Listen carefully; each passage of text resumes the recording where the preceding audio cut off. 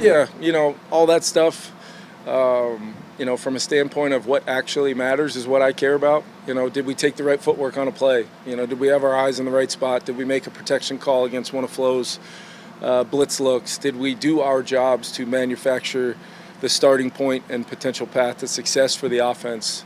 And there's enough that goes into that I don't have a ton of space left over for who says what and how they say it. I mean, it's all a reflection of how people handle competitive situations, and we're all going to handle them differently. What I care about is when they step between the white lines, that there's growth and development, and that it really is a competition, and guys are required to be, wherever they're at right now. I want the best version of that. That doesn't mean it has to be perfect for either one of those guys, but it just needs to be a continued arrow up, attacking the things that individually we've emphasized with both players and really all the players in our quarterback room. But also as a collective group, knowing just how impactful that position is to everything you do in pro football. There's no bigger truth than that.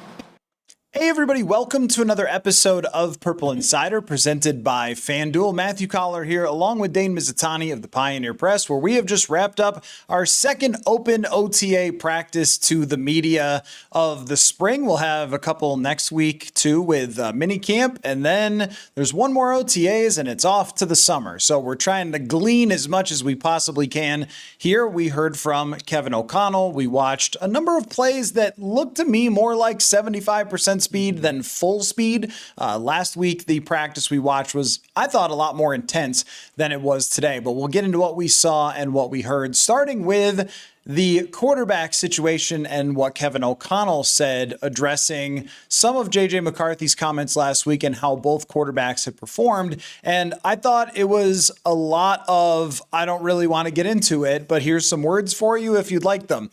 He was asked if he liked the fact that J.J. McCarthy was mad about or at least seemed mad last week in his press conference. And Kevin O'Connell said, I don't really care about that. What I care about is, does he get the footwork right on the dropbacks? Does he throw accurately? Is it running the offense between the white lines? And in regards to the quarterback room, which we were told by J.J. McCarthy that he was sitting on one side, Murray is sitting on the other side, and it's the coach's job to teach him. Kevin said that his experience in that room has been fine with the guys asking questions and working through things and things like that. So it was a lot of downplaying. He also did continue to call it a quarterback competition, but said that Kyler Murray is still learning this, but he's happy with his progress day to day. And that was about it from Kevin O'Connell. So I don't think, Dane, that there was anything that we could latch onto and go, oh, O'Connell said this, that, and the other thing. But I always like to listen, Dane, to what's not necessarily said by Kevin O'Connell. And what I didn't hear at all in any place was, you know what, I love the way J.J. McCarthy came back from his work in the offseason, or, you know what, I love his fire, or that he's, showing all this like anger or chip on his shoulder or anything like that. It was pretty much like, yeah, I don't care about that. And I can't imagine that he was super thrilled about the whole thing. And he was aware, obviously, of the chatter last week after J.J. McCarthy's press conference. But if you were thinking that KOC would come out and defend J.J.'s press conference to the death and talk about how great he's looking practice, that also didn't happen. Yeah, and honestly, Kevin O'Connell ran the playbook that I kind of expected him to run today, which was, let's just leave those comments from last week, and let's just push forward this week and beyond into what really matters. And it's like you said, Kevin O'Connell, I do think he cares about how things are presented by his quarterbacks, by any player on his team. I do think he has some level of care if comments from his quarterback or any player on his team are ending up on the morning shows and all the talking heads. But I do believe Kevin O'Connell when he says, I just care about how it looks on the field. I think that is and always was going to be what determined who wins this quarterback competition. So the fact that he downplayed any tension, he downplayed where they sit in the classroom, he downplayed any sort of competitive nature that goes beyond just what he actually wants to see. None of that really surprised me. I did expect him to come out today and kind of try to move on from the comments and kind of just make this about what matters, which is on the field. And like what is on the field I think at a certain point, and I've said this from the beginning, is just going to be an obvious realization at some point that one quarterback is better than the other. What was interesting, though, is that he didn't mention that today. He didn't say the competition is over, nor did I expect him to. But he talked about how Kyler Murray is learning the offense. He talked about how J.J. McCarthy has improved. Like it was very much playing both sides of the fence, which makes sense if you are still trying to frame this as a competition. Frame it as a competition. I guess in his eyes, it still is a competition because he has not named a starter. But where they're at right now, still very much in, and their buzzwords at this time of the year, the teaching and learning phase. I think there are some things with the offense that Kyler Murray is still learning. I think if we were to go in there and chart reps and who's taking first team reps, who's taking second team reps, like some of that might just be because J.J. McCarthy knows this concept more, having been here for a year. Kyler Murray is still learning this concept. Like those are things that we don't necessarily know. We can just come out and say what we saw on the field, what we heard from the head coach. But I think the fact that he downplayed any sort of tension, any sort of comments, expected, but also important. So we can kind of just turn the page and move on from that. It did stand out to me a little bit, though, when he was talking about Kyler Murray and the things that he loves the most that we learned last year about how to throw a football. He ran through the list of all of those with anticipation and timing, and that's what we've seen out on the practice field here, which that's where we should go next with the conversation, because there really wasn't any nuggets to pick up on from Kevin O'Connell with that. And the reality is we all know this, that if there is a real competition, when the pads come on, that's when we'll see it. If they are splitting reps and you're going back and forth between Kyler and JJ every other rep or every other section during the training camp portion when they have pads on, okay, well then this is real. But in OTAs, I mean, that you don't have to really do that. And they have been mostly splitting reps. They were today, but I couldn't count 10 plays on either hand. I couldn't count 10 plays for either quarterback on my two hands that would add up to any significance in a quarterback competition, because that's just how OTAs works. And I know that fans are excited to hear about them and we are excited to come watch them and everything else, but there's sort of only so much you can do. Like I was joking out on the hill about how do we have takeaways when they didn't have a real practice? And that's kind of how it felt today. But what we did see, Kyler Murray again started out the practice throwing very well. Again, Dylan Bell, for some reason, which I wanted to get into because I asked Kevin O'Connell about the wide receiver competition. Now, that's a real competition behind Juwan Jennings. But Dylan Bell stood out on a couple of really good anticipation throws by Kyler Murray, so he was on point. Then he throws a couple of interceptions, but what do you even make of these? Like, one was a play that was kind of over, and he throws it backside, and Zemiah Vaughn picks it off. Okay, and then another one gets kind of tipped by somebody at half speed. It's like, did he throw two interceptions? It's not like camp. That's my point as we're trying to evaluate this. And I also thought that J.J. McCarthy had a pretty solid practice today where there's a play where he's really late and then flies it over the guy's head, whoever he was targeting.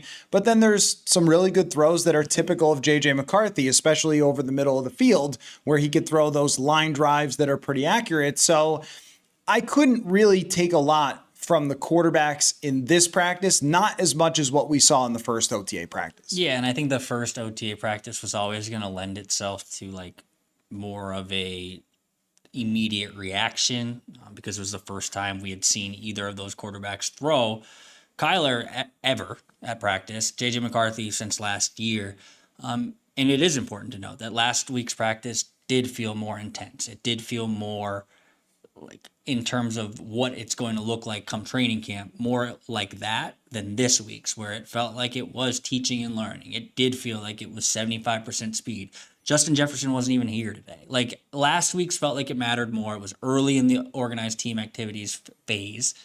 This week, I think it's a Thursday. I think a lot of these guys are going on their separate ways right now, and we'll catch them again next week for mandatory minicamp. But like the reaction of Kyler Murray really stood out last week. He did.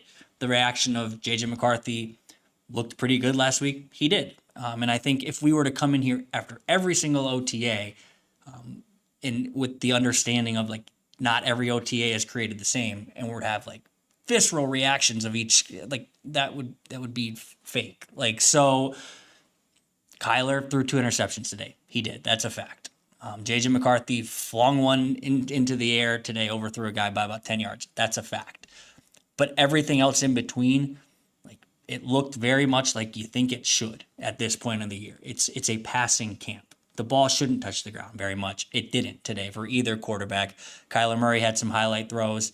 JJ McCarthy had some highlight throws. But like you said, nothing that would give you the, wow, like this guy totally ascended today, or this guy totally caught him today. Look, it's a passing camp right now. It is a teaching and learning phase of the offseason and a passing camp with 2 quarterbacks in the NFL who are doing things that should just be obviously and very, very normal at this point in the year. And I guess that's the biggest compliment I can give either guy right now, is that it looked like an NFL practice or an NFL OTA. But yeah, I'm not going to jump on and be like, wow, that this was such a good practice for each guy or this guy in particular. You know where I stand on the quarterback competition, if we're going to call it that. I think Kyler Murray is ahead of JJ McCarthy. I think he will remain ahead of JJ McCarthy. I don't think anything today changed that either way for either guy. Well, the fact that we didn't get a lot of movement or a lot of sexy quotes from Kevin O'Connell allows me to get into a bunch of notes that I have let's talk about other things. Not the quarterback. So I was hoping the audience would find this refreshing that we're going to talk about other non-quarterback related stuff, because last week we were so focused on him. It was like, I didn't even notice Blake Cashman wasn't there last week because I was just so focused on charting every single throw. Today was not that kind of day. Speaking of Blake Cashman, he was working on the other field, the recovering players field. I don't know if they have an official name for it. They probably do since it's football. And had something on his hand, wrist, may have been something there in the offseason. Guys get things cleaned up all the time. So we'll hear about that, I'm sure, at some point next week where he stands if he's not out there practicing. But when it comes to another injury that we came out here to make sure to track would be Christian Darrisaw. Very, very valuable left tackle of the Minnesota Vikings, and he has participated in almost every rep out there. I did not rep count, but each time I looked at left tackle over the last 2 practices, he was there at left tackle. And Kevin O'Connell commented on his just how it's gone. And he said that he's had a great spring from a health perspective and that they want to play it smart. But here he is, able to do everything in OTAs. I think, is it too bold to say? I'm going to say it because I'm not afraid to be bold, Dane, that the Vikings offense hinges on whether that guy's knee is good to go and whether he's confident on it. And even the smallest step like this, we saw last year what an elite left tackle does for you and what an elite left tackle is missed when you have someone else try to fill in. Ryan Vandemark can play in the NFL. He's not Christian Darrisaw. So I think this is actually quite significant that Darrisaw is not just out there, but seems to be doing almost everything. Yeah, to answer your question, like, it's of the utmost importance that he is on the field, that he is healthy, that he is comfortable, that he is confident in that knee, all of those things, which he wasn't last year at any point. And I think if you just recall how last year went, it was pretty obvious from the onset that there wasn't a ton of confidence when he would step out onto the field. And even then, he was dominant at times. So, like, he is one of, if not, I don't want to say the most, but one of the most important players on the football team. Certainly one of the most important players on the offense. So the fact that, yes, we're in spring or June, and he is mixing in and doing most, if not all, of reps in certain drills and certain pockets of time with the offensive line when they're repping against air, the offensive line when they're repping against the defensive line. And again, it's OTAs. They're not going full bore at each other. But the fact that he's out here and participating, like, there were guys that did not participate today. Blake Cashman, Brian O'Neill, TJ Hawkinson wasn't out there today. Like, all of these things, like, normal too, maintenance, management of certain injuries or things that pop up. But it does also make you notice when a guy like Christian Darrisaw is participating. And he's been doing that since we've been out here for 2 practices now. Each time he's been out there mixing in, playing a lot, So that's significant. And I honestly, in my opinion, further along than I thought he'd be. I thought they'd just play it safe through the spring, say just chill, do nothing. It lends itself or leads me to believe that he is progressing towards being very, if not 100% confident towards this summer and certainly into the fall. All right, let's get to another note here from technically the Notes app. The wide receiver depth battle. I asked Kevin O'Connell about that specifically, and it's very clear who wide receiver 1, 2, and 3 are. You didn't sign Juwan Jennings, who has 132 catches over the last 2 years, to come in here and compete for his job. But I did notice a lot of Ty Felton out there today with Justin Jefferson not in attendance. And Felton is one of those guys that we put into the category of the Jalen Naylor, the KJ Osborne from the past, who they will draft and develop slowly. And I know nobody likes this. You want to see your draft picks right away, and you want them to be superstars right away.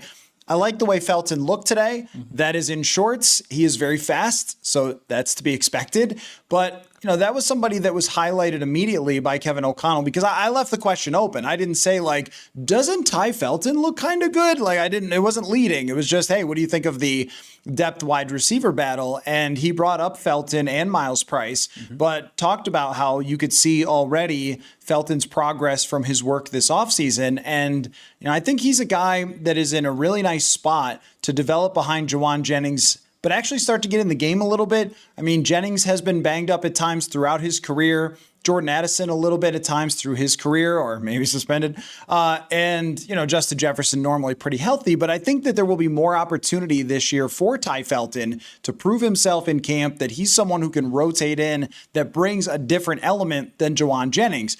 Juwan Jennings is a Mack truck. You can see it out there. This guy is big, thick, strong, where Felton is he's the Ferrari, right? With his speed.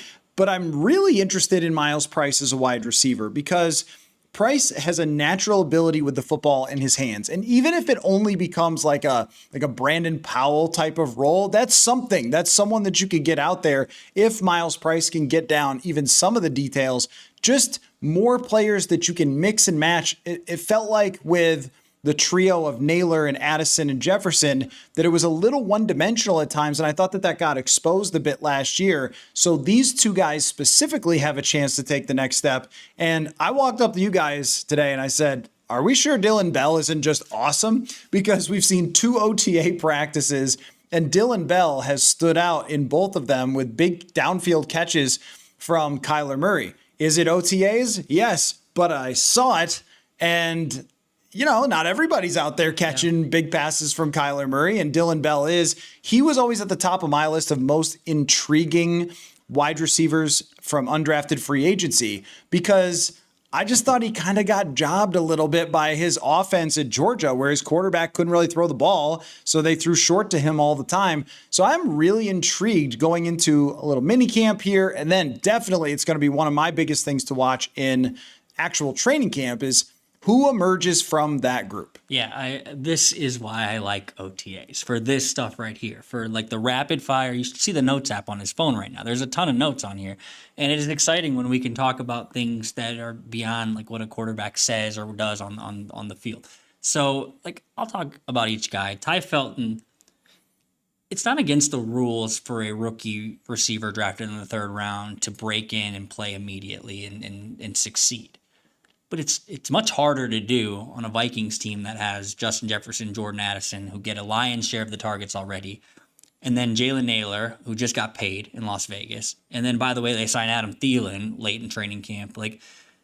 The fact that Ty Felton was nothing more than really a special teams contributor last year makes sense when you just look at it from kind of a bird's eye view of what this guy was going up against. Again, he could have blown us away in spring OTAs last year and in summer training camp last year and earned his way onto the field. But I think there was a hesitation or an apprehension heading into this year that is Ty Felton even good? Yes, Keenan McCardle liked him. He was a guy that one of the best receiving coaches in the league honed in on at the draft last year and said, I want that guy. So I think the fact that he didn't play almost tricked people into believing that he was just some bust 3rd round pick. And like what we're seeing so far is that there was some learning last year. There was a learning curve to the position, but he has taken the teaching from last year, applied it to the offseason, and he looks pretty good. And that's, again, like it's OTAs. This will show itself in training camp. But Ty Felton, there's a reason Kevin O'Connell mentioned him right away. So he's done what he needs to do. Miles Price, the only thing I'll say about him, he wore 31 last year early in training camp. I think if he wore like 17, like we would just think this guy is awesome. I think the number changed to 4. It sounds dumb. Like this is maybe the craziest. Well, he did look like a running back. But he looked like a running back. I don't think we perceived him as like this guy, this undrafted free agent receiver who's really started to make a name for himself. We know, like, I'd be pretty surprised if he doesn't make the team because I think he's just going to be the returner. Mm-hmm. But, like, I think we would perceive him differently, not just us, but everybody, if he didn't wear 31 last year. It felt strange seeing a guy line up with the receivers who looked like they should be playing running back. But the fact that Miles Price now is going to maybe, like, carve out a niche for himself in the offense wouldn't totally shock me. Like a play here, a play there. He is dynamic with the ball in his hands. He is one of the best kick returners that we've seen them have in recent memory. Punt returners that we've seen them have in recent memory. So, like, we see him standing out early in the spring or late in the spring and maybe even in training camp, that's not going to make me turn my head because that is an expected rampway from a guy who I think probably did more than even I realized last year to make himself stand out as a UDFA.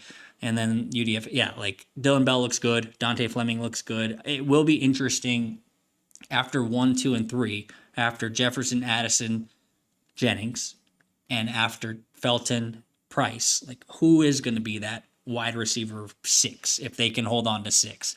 Dylan Bell is certainly putting himself at the top of that list right now, but Dante Fleming stands out. He's done some good things. He looks more shifty, a little bit more controlled in his route running.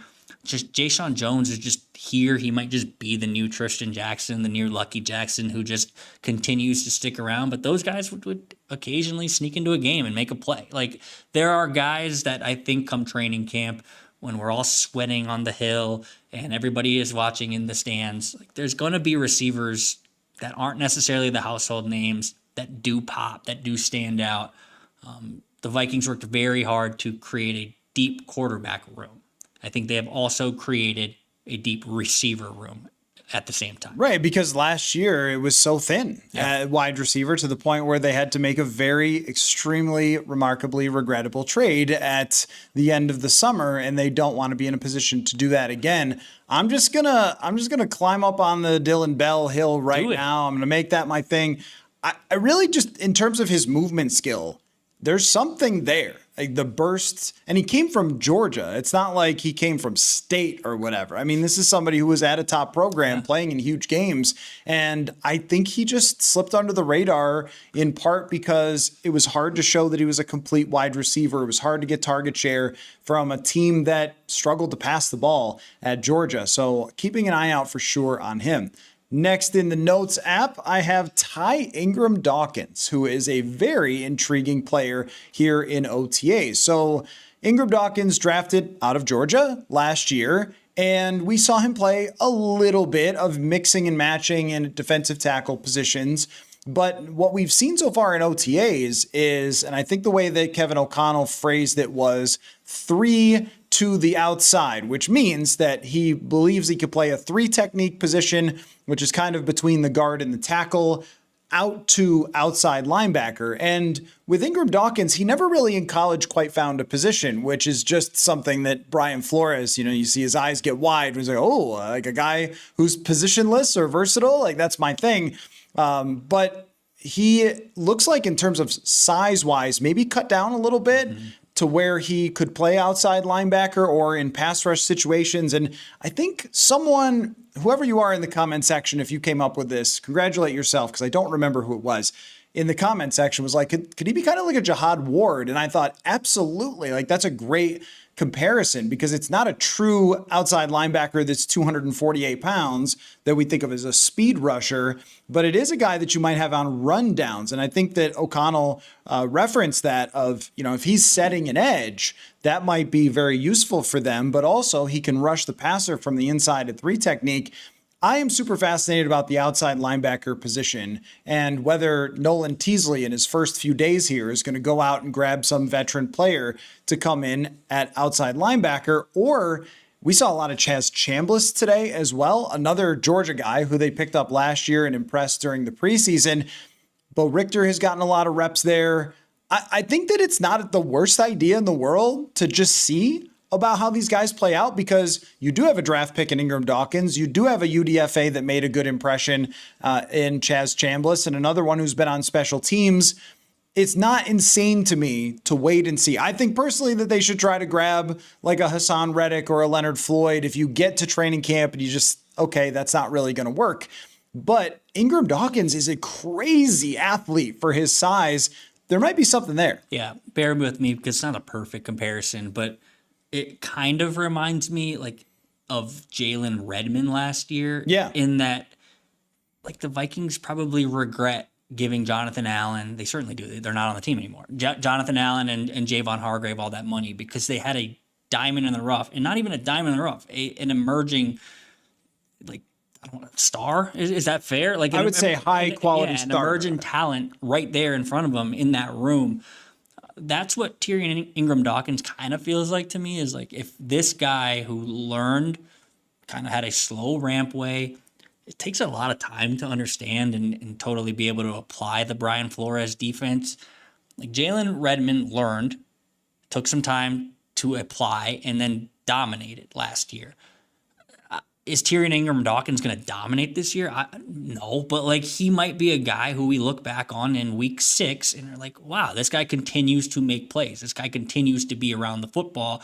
This guy continues to do things that thankfully they let him have that rampway and they didn't bring in a veteran guy who might be past it. So he feels like a guy who, one, just fits the type of player, the type of versatility in their frame that Brian Flores loves and often gets the most out of. But yeah, I've been watching Tyrion Ingram Dawkins throughout the spring thinking, like you said, not a perfect comparison, different positions. But Jalen Redmond's ascension last year could kind of mirror something that Tyrion Ingram Dawkins is going to do. Jonathan Grenard's departure opens the door for Dallas Turner first and foremost. Like this is his season. If you are the number 17 overall pick, if you're going to prove the Vikings right for trading all those assets to get you, to come up and draft you, you need to explode this year. Andrew Van Ginkel is going to be good this year. He always is. But beyond that, who is going to take the reins? It's interesting that it might end up being a guy who we thought of as a defensive tackle like 2 months ago. So he certainly stood out. He looks slimmed down, you're right. But he's a unit, and he is explosive. And I think the slimming of down will help him kind of bend a little better. I think he found a role at times last year being kind of a chess piece on the defensive line. And now maybe he can be a chess piece beyond just the front 3, front 4, front 5. Like he's somebody who I do think, if they give him the chance, could emerge as a piece and an important part of this defense. The slimming of down of Tyrion Ingram Dawkins. But there's a lot of players that are worth watching. And what we know about Brian Flores is that we should never ignore anybody who's getting the reps out there, because once upon a time I was like, this Metellus guy, I don't know, I guess maybe they like him, and now he's become a huge part of the defense. Speaking of the safety position, aren't you guys relieved to not hear about the quarterback competition? The safety position, so Kevin O'Connell was talking about Harrison Smith. Apparently Harrison Smith was in town last week, and O'Connell was joking about how he didn't get to play golf with him and so forth, and we know how hard that is to get out sometimes on the course. And so, he's talking, and I'm just thinking, all right, we're going to get sort of typical KOC. I don't know if Harrison's coming back, but he had a quote that I pulled. He said, it could be an ongoing thing, is what he said. And there was at least a little bit of call it a small hint and I don't want to say that he told us this or anything else. This is purely speculation on my part based on one sentence at an OTA press conference. So let's just make sure we're keeping this, like not going crazy here. But what if Harrison Smith decided to just see how things play out? And that means into training camp, that means into the season, rather than signing a contract right now, going through the whole training camp process and everything else. It actually sounds familiar because this was Stephon Gilmore, where Stephon Gilmore, is he going to retire? Is he going to play for his hometown Carolina Panthers because he's from South Carolina? Is he going to sign with the Vikings back in 2024? And when did he sign? It was like a couple weeks before training camp. So because Harrison Smith has not come out and told the world, yes, I'm retiring, he's at very least leaving the door open here. And another important date too was June 1st, because that means you now have cap space to sign Harrison Smith to a contract if Harrison does come to them and say that he wants to come back. And from everything that KOC has said, now you have a new GM here, but I'm sure that he understands who Harrison Smith is. It seems like, yes, Harrison, you are absolutely welcome to come back. Also, Dane, I thought it was interesting today. We saw a lot of Jay Ward at the traditional free or strong safety spot and a lot of Josh Metellus playing up in the box, which was the opposite of what we saw last week. And it feels to me like if Harrison does not come back, Theo Jackson is going to be that free safety. And the other two guys could be anywhere doing anything at any time, Jay Ward and Josh Metellus. Yeah, Harrison Smith, it always made sense to me. Like if he was going to come back, it was going to be later. Like Eric Weddle did it like a long time ago, or not that long ago, or not that 2021 in the playoffs with the Rams. It was like wait and see, and then I'll give it a go. Harrison Smith's only going to play for the Vikings if he does that. I don't think he's going to canvass the market. I mean, I think one thing O'Connell did say like that piqued my interest was, I think he wants to play. Like he's always going to want to play. And I think that's just guys are wired to want to play. But there's a lot that goes into this. And I think that's why he hasn't come to his decision yet. Because if you were to just ask him black and white, do you want to play football next year? I can almost guarantee Harrison Smith would say yes. Like the guy loves the game. He told us you can't buy a spot out here. That's true. You could be the richest man on the planet and you couldn't just say, here's $1 billion, let me play football. Harrison Smith's always going to have that fire, I think, in him, but a lot goes into that. He's a dad now. He has a family. The body probably isn't doing exactly what he wants it to do. So I think that's why this thing has been drawn out. But yes, like I think at its core, like I think he probably wants to play football. It does not mean he will play football this year, which is why the Vikings have to prepare for life without Harrison Smith. And I did notice that Jay Ward playing back, it makes more sense to me. Like I think Jay Ward could be used as the Josh Metellus piece if he needed to be, because he has some versatility. He's played corner, he's played safety, both for the Vikings and in college. He flies around. Like we saw it even when he was a special teams guy. He even when he made mistakes, he did it really fast. The guy plays like a missile out there. But who is better at that box safety position? Josh Metellus. It's what he has like earned his contract being. So if you can, and right now we'll see, it's spring, it's going to happen into the summer. Like these things will play itself out. If you give Jay Ward opportunity at safety and he proves he can be kind of more of that traditional safety, that opens the door for Josh Metellus to kind of be used as that chess piece once again. I think, yes, Theo Jackson will probably just play the deep safety role. And Jacoby Thomas has been mixing in there. It's too early to know what he's going to look like, but he's a third-round pick. It would not surprise me if he, and we talked to him on draft night or the second night of the draft, the kid's really sharp. He wants it. He ascended late in his college career, so you could see maybe he's a late bloomer. If he's able to grasp what Brian Flores wants him to do, he could fight his way for reps at some point. But yeah, something to keep an eye on. Jay Ward playing the more traditional safety spot and Josh Metellus playing down. That feels like the more optimal setup for me if you're having to prepare for life without Harrison Smith, just because I think Josh excels at being that kind of guy. Not to say he totally struggles as being a more traditional safety, but you have him, like if you want to get the most out of him, I think he exists as a unicorn in that he can do so much. So let him do all of that. But that will obviously be hinged on whether Jay Ward, whether Theo Jackson, whether Jacoby Thomas can prove to be that safety that they need still. I think Jay Ward has some potential. We saw it last year. Whenever he got in, it seemed like he was pretty on point, especially he's a physical player. But I also think that from a long speed perspective, he might be a little faster than Josh Metellus, who's beefed up over the years to play basically a linebacker, big nickel type of position. So the body type fits a little more. Like Jay Ward is a little more lanky, a little more slender. Like I think he can run down deep passes that are over his head a little bit better than Josh Metellus. So that does make a lot of sense to me. Metellus being a little closer to the line might help with communication. I don't know if it does, but he's going to have to be the hub of communication when or if Harrison Smith is not playing. And then if Harrison is, then everything goes back to pretty much normal. And I would guess Jay Ward is next to him, but I don't want to count out Theo Jackson just because it wasn't great last year. It also wasn't a disaster either. There were just some memorable plays coming downhill, making tackles where it wasn't there for Theo. At the cornerback position, we did see a lot of Chuck Demings and James Pierre. I'm going to be keeping an eye on James Pierre. This was a free agent signing that was like, oh, okay, well, it's just a guy.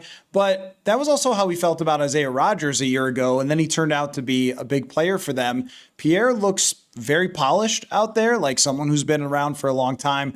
But Chuck Deming's athleticism, it just shines, man. I mean, so fast, so springy. Just when he goes jumping up for a ball or the way that he moves, it's like, okay, are you sure this was a 5th round draft pick? And because he was so committed to staying at Stephen F. Austin, I have to wonder about Chuck Demings, where he would have been drafted if he had transferred to any big school and got an opportunity to go up against the best receivers. Because to me, in this, as you called it, a passing camp, as KOC has called it that, we do get a look at a Dylan Bell. We do get a look at a Chuck Demings. We don't get that much of a look at how Elijah Williams is battling in the trenches because they're not really hitting each other. But I've noticed him on multiple occasions, and I think the Vikings, just with him as a draft pick, with James Pierre, are in a much better depth spot if they have any injuries. But Dane, did you have anything else? That's pretty much clears out the notebook. Did you have anything else in the notes? We saw Will Reichard kick. He made every kick. We did. What did you think, though? I didn't have to tell you that. The punting competition might still be a thing. Johnny Hecker and Brett Thorson booming the ball earlier. We'll see. They can keep Brett Thorson for free. So I don't know if that's a real competition. The only other thing I'd add is because Blake Cashman was on the side field, we saw Jake Golday mixing in with the ones at that inside linebacker position. That kind of jives with what Kevin O'Connell hinted at how he would be deployed this year. I do think eventually they see Jake Golday as a guy who's going to be able to do it all. Right. But you can't ask him to do it all right away. So where is he going to find the field or find a pathway to the field right away? It was probably always going to be at inside linebacker or off-ball linebacker. It's kind of how Andrew Van Ginkel got his start. Like before he was this do-everything Swiss Army knife demon on the defensive side of the ball. You have to learn the ropes somewhere. And then that's typically where guys learn the ropes. So that at least kind of piqued my interest. I don't know if it means he's going to run with the ones or if he was more of just a placeholder, probably more of a placeholder while Blake Cashman gets healthy to play alongside Eric Wilson. But we saw it last year. Like we thought it was going to be Blake Cashman and Ivan Pace Jr. And then Eric Wilson found his way onto the field. Like this year, it feels like it's going to be Blake Cashman and Eric Wilson. And maybe Jake Golday finds his way onto the field more often than not. I'm not going to discount Ivan Pace Jr., but he has fallen a little bit down the pecking order in the linebacker position. So that piqued my interest today. But other than that, I think that notes app really covered everything. Yeah, Jake Golday, I did have that in my notes that he's mostly playing inside linebacker. He was before, but he was a little bit all over the field in coverage. Like he was out playing one-on-one, and I think that they like the way that Golday looks in coverage, but we have not seen him as an outside linebacker, if at all, very much. I haven't checked every single rep, but I haven't seen him there very much. That's a good place to learn the defense, and then you can learn how to play every part of the defense. So we've had 2 OTA practices, which means we need to check in on where you're at with the team overall, Dane, because this is, if you're watching for the first time, always a consistent bit that we do. And we'll do it again when minicamp comes to an end. So on FanDuel, the Vikings over-under is 8.5, but they've also released other potential options that have different odds. So for example, over 6.5 wins is minus 300 and under 6.5 wins is plus 250. So you could go in on, if you think the Vikings are going to be absolutely terrible, then, you can do that. What do you think is the right actual range of outcomes for the Vikings, like the low and the high? Because if you wanted to bet under 2.5, or I'm sorry, not 2.5, that's the Browns, under 6.5 for plus 250, you can. If you want to go over 8.5 wins, it's plus 100. So that's the range that they're allowing you on FanDuel. But what is the real range, assuming that Kyler Murray is the starting quarterback of this team, based on your 2 OTA practices? Yeah, I mean, I think they're talented. I think they went 9-8 last year with pretty awful quarterback play for most of it. If Kyler Murray is the quarterback, if he is as good as I think he's going to be, if he's able to maximize the things they have on offense, the weapons they have, and Brian Flores, I think we can assume he's going to have a top 10 defense, maybe a top 5 defense. I think the high end should be like 11 wins. I think if you could bet over 10.5, you'd probably get some pretty good odds. I'd probably stop at 11. I think once you get to 12, 13, 14, I think last year on the schedule pick, I always get, like, we're going to do this on your porch at some point, and I get in the heat of the moment, and I forget how many wins I got. What did you have last year? Was it 12? I think it was 12. I think the year before I had 14. I'm not sure. Someone can go back and check the tape. But, like, I think 11 makes sense as, like, the high end. If things go according to plan, if things all happen the way Kevin O'Connell and Nolan Teasley and Rob Brzezinski and the Wilfs hope will happen. Like 11 feels like a fair line to kind of stop at. If things go by the wayside, if Kyler stinks, or if Kyler gets hurt, or if Kyler gets hurt and JJ plays and gets hurt, and then Carson Wentz. Anyone could truly get hurt based on what we've seen at the quarterback position. And then maybe Carson Wentz is the quarterback by week 5, and maybe he lowers the shoulder and he gets hurt, and then we have Max Brosmer. Like, I joke, but like Cooper Rush is on speed dial. He is. That's why they had him in for rookie minicamp. Yeah. If things just go off the rails, and I think it would require things to go completely off the rails, I think like 6. I still think the team is probably going to win at least 6 games by just showing up. Partially because of their third place schedule, partially because of that defense, partially because I saw this happen last year where the offense just didn't show up half of the games, or maybe more than half of the games, and the defense just continued to will them and make sure that they were within striking distance of stealing a win at the end of the day. So even if, and I joke, but like even if 3 quarterbacks go down and Max Brosmer is starting, like they're still going to win some games. So I think the low end would be 6 if everything went wrong. I think the high end would be 11 if everything went right. I guess that's not very much, like I'm not going out on a huge limb because what'd you say, the over-under is 8.5 in Vegas. So that's probably high end, low end. If you were to average it out, it'd be about 8.5.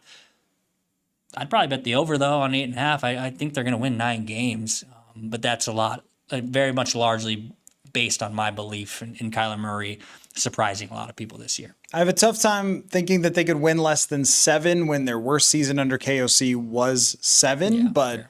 I mean, who knows? But I'd probably go 7 to 12 right now would probably be my range, because if some things go right for them and wrong for other teams, and health is such a huge issue. I saw a chart the other day. I love when people tweet charts. I click every single one of them about where teams that have reached the Super Bowl have ranked in health, and almost every single one of them was in the top 5 in terms of health. So that makes such a difference in how things play out and what your range really is. Dane Mizutani, Pioneer Press. We will be back at some point next week. There's multiple practices, so I will be gathering multiple guests to break down the mini camp practices for you guys. But Dane, you'll get the you'll be the closer. You'll be the Joe Nathan coming in at the end. So don't blow that. It's not the playoffs. You'll be fine. Wow, that's Joe Nathan catching right? straight. That shows my Twins knowledge, right? Anyway, well, thanks everybody for watching and listening, and we'll catch you later. Football. All right, here inside the Purple Insider Studios, Matthew Coller here with you. The show, of course, presented by FanDuel, and I've got an hour to answer your questions and comments and thoughts. So you heard us talk about Kevin O'Connell's response to JJ McCarthy's comments and his thoughts on Kyler Murray and JJ McCarthy and how things are going inside of the quarterback room. And also we discussed a lot of different elements that are not the quarterback situation. So questions, comments, thoughts, throw them in the comments section. We'll have a good conversation here for about an hour, and then we'll go from there, and we'll see what else pops up. But this quarterback competition, I don't think is standing out to me as, wow, they're going every other rep, and wow, it looks like they're going back and forth, throw by throw. It feels much more like, despite, JJ McCarthy getting reps, that Kyler Murray's the starting quarterback of this team, and we'll go from there and see what happens. It doesn't do anything for Kevin O'Connell to come out and make a declaration of who the starting quarterback is. It doesn't do any good for Kevin O'Connell to shine more light on JJ McCarthy's press conference or reveal his innermost thoughts about what's been going on within the quarterback room or anything else. Much better for him to just say, it's been professional. I'm not worried about that. I'm too focused on coaching these guys on how to run an offense than I am who said what and in what tone. I don't know that that's how he really feels inside of his soul, but it was the right answer to pour a little bit of cold water on all the discussion that was going on about the quarterback situation. And we will see, it will be revealed what they really think as we go along. Even at the start of minicamp, minicamp is where intensity goes up a little bit. OTAs are truly, I love that Dan Campbell called it a pajama party, because it's truly not a real practice. There's a ton of 7-on-7s, there's a ton of individual drills, and then there's a handful of 60 to 75% reps where defensive backs cannot touch wide receivers, which is why, yes, sometimes we overhype wide receivers, and we'll see if that turns out to be Dylan Bell. And also, quarterbacks aren't getting hit, they're not getting pressured, and if they don't fully understand something in OTAs where they drop back, they might go, oh, okay, that's how that concept works. Well, I'll just throw it over here instead to make sure somebody gets a football thrown to them on this play. But then we're going to go back and take a look at it in the drawing board. Like, they don't know the entire offense yet. O'Connell even mentioned for McCarthy where he knows the offense from last year, but they've made tweaks and adjustments and things like that they're working through. So you cannot truly evaluate a quarterback competition for these pajama party type practices that are the learning phase. And it doesn't even really get deep into it in minicamp, but it is a little bit more. Like, the practices are generally more intense, more 11-on-11s, more throws for the quarterbacks, and we'll see a little bit more of that rep distribution between JJ McCarthy and Kyler Murray then. And where it will all be completely revealed is during training camp. Once the pads go on, there's no hiding who quarterback one actually is. But I thought with Kevin O'Connell, he played it very much down the middle, wasn't overly complimentary of each guy.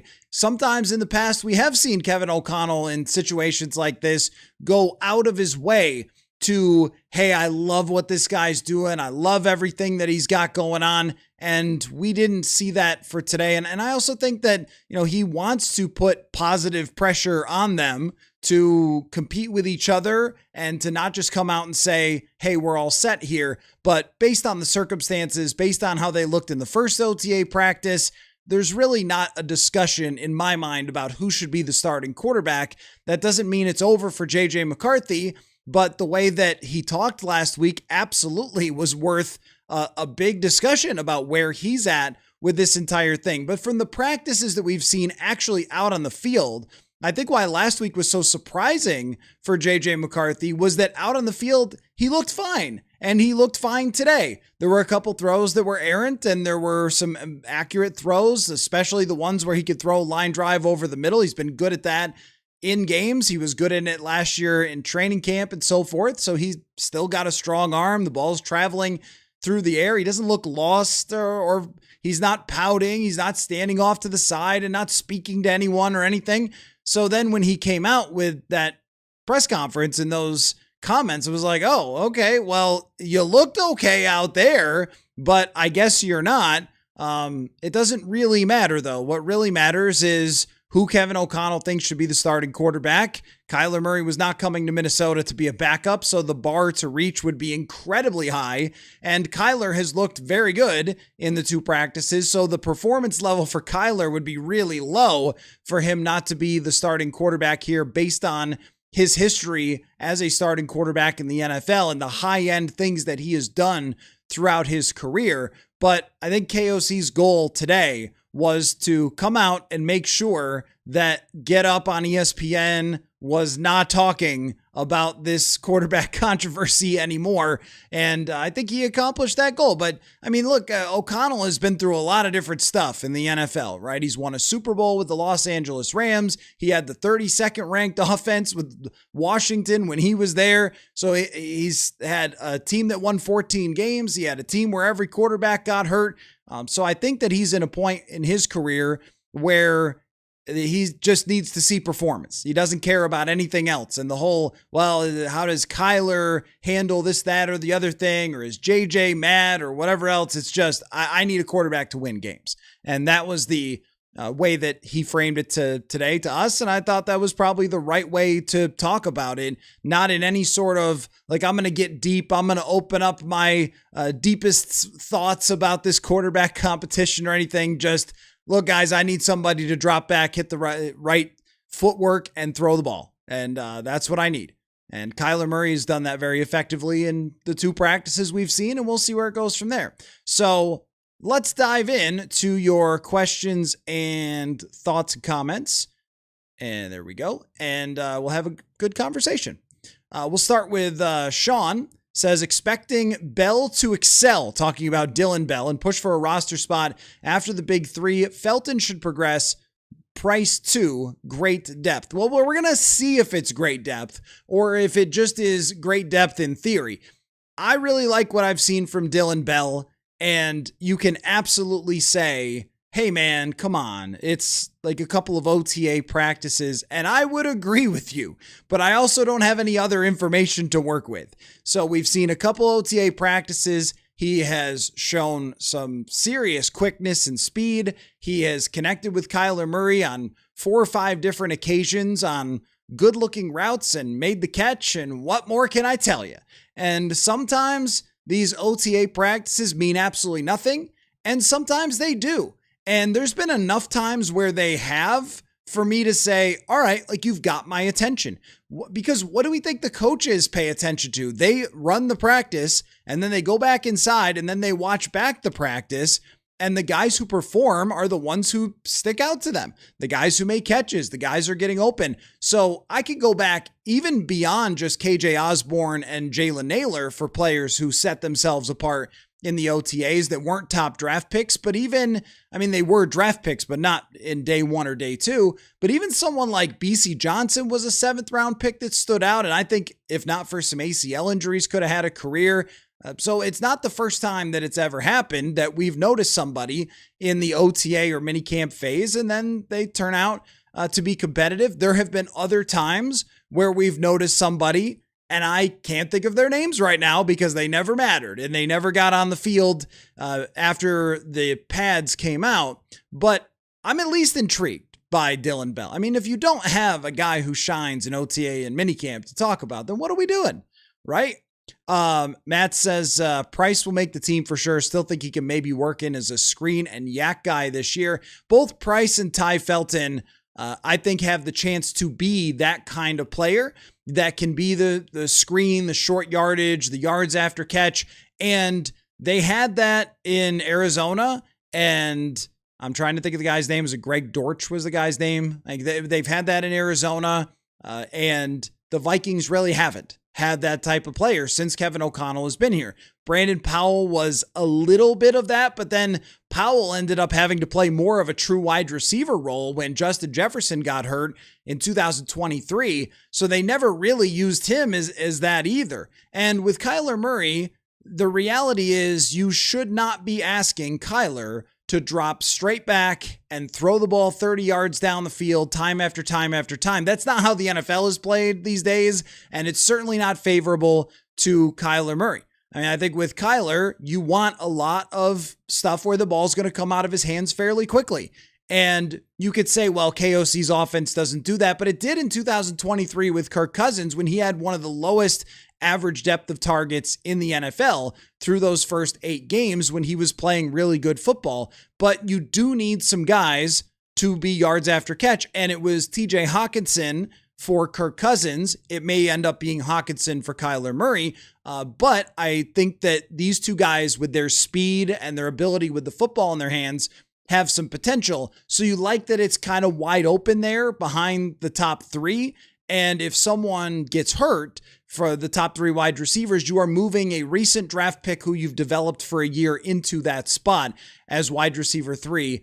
For today, it would be Ty Felton, but we'll see where that goes. I thought Felton, I didn't see a ton of receptions by him, but I was watching just the route running, how he was moving, and I thought that it looked good. It looked a little more refined than it did. Because remember, we didn't really see Felton at all, not just, in the season, like going back, we haven't seen him since training camp. So he has a lot of time in between when we watched him in camp where it did look like someone who was pretty unrefined and had a lot of work to do, to now here in OTAs where the routes do look smoother. Because I remember thinking when he got here, like, oh, he kind of needs to put on a blinker and come to a full stop and then turn and then go fast. Like he's playing fast from a vertical perspective, but not like into his routes necessarily. And I could see a little bit of that. I would be lying to you if I said that I could tell that he was about to take the next big, huge step or whatever. It's just these little details that you look for with players during OTAs. Like, does it look like he worked on it? And for some players, it's like, does it look like he worked on the body? Does it look like he got stronger? Whatever it might be. And, Miles Price, I think, does have a chance because there's something innate with him, the ability to dodge tacklers, break tackles. He's kind of a running back in a wide receiver's body. So I think that those guys as depth should be pretty solid. And I don't think we're going to get to the end of the offseason and be talking about, well, who are they going to trade for at the end of the offseason, right? Joker says, meanwhile, the Packers just paid Christian Watson $110 million. I did see that, and I was very surprised at the price by Christian Watson. I mean, they have always thought, the Packers, that Christian Watson is a wide receiver 1, and at times he has been that for them. Last year, there was a run before he got hurt against the Denver Broncos where Watson really did look like he was coming into his own even more so and dominating. And there's been these stretches where he makes a lot of plays, but it's almost always followed by an injury, a setback, some inconsistency. I do think that Watson is a very good wide receiver, but what do you think I'm going to say about this? This is why you draft wide receivers, because Christian Watson is getting wide receiver 1 type of money when I think he's more of a wide receiver 2 type of talent wide receiver. Like, he's good, but he's got some flaws, and he's not the Justin Jefferson or Jackson Smith-Njigba or Puka Nacua. He's not in that range, and yet he's getting paid somewhere in that range. I mean, even Drake London, who I think is great, but Drake London is now getting paid as much as Justin Jefferson. So that's funny because the Jefferson contract was such a big discussion. Should they pay him? Should they trade him? It's like, a year or 2 from now, this is going to look much better. And here we are. It does. So, I mean, Watson, that's sort of the price you have to pay for a wide receiver 1 or a wide receiver 2. But there is a reason that the table gets banged for wide receivers here every time we get into draft season. Sean says, as for hesitation for Felton or other wide receivers, I do think we've been spoiled greatly. We've had Jefferson come in and show as a polished route runner, and beyond Addison too, a polished route runner. It normally takes time. Yeah, that's a great point. And that's why I like to use, like, Ty Felton is not a comp for Justin Jefferson or Jordan Addison. Those guys are first round draft picks. It's just not the same.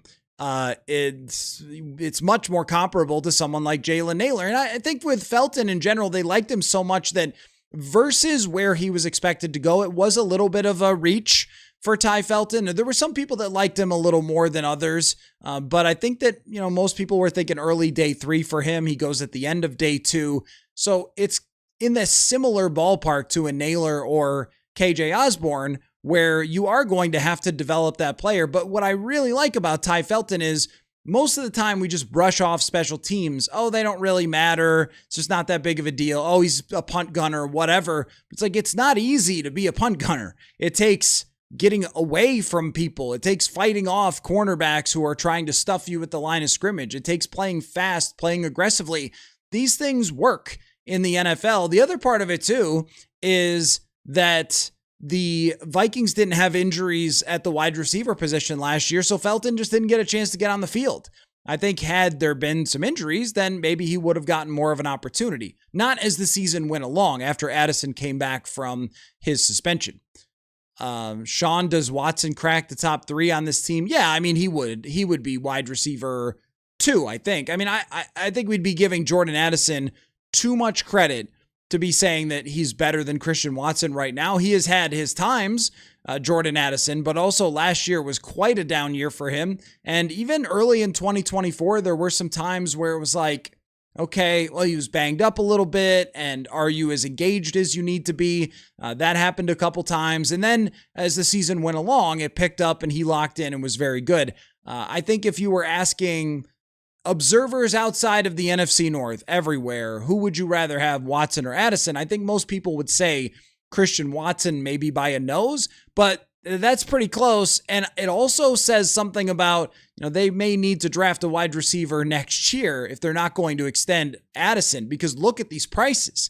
I mean, Watson can argue he's a wide receiver 1, but wide receiver 2 prices, if Addison has a similar statistical season for Watson or even Drake London, then, and I know London is up in the elite when it comes to his production, but I mean, if he has a Christian Watson-like season, he's going to want, somewhere near $30 million, $25 to $30 million a year. So how is that going to play out for the Vikings long-term as these wide receiver prices just keep going up and up and up and up?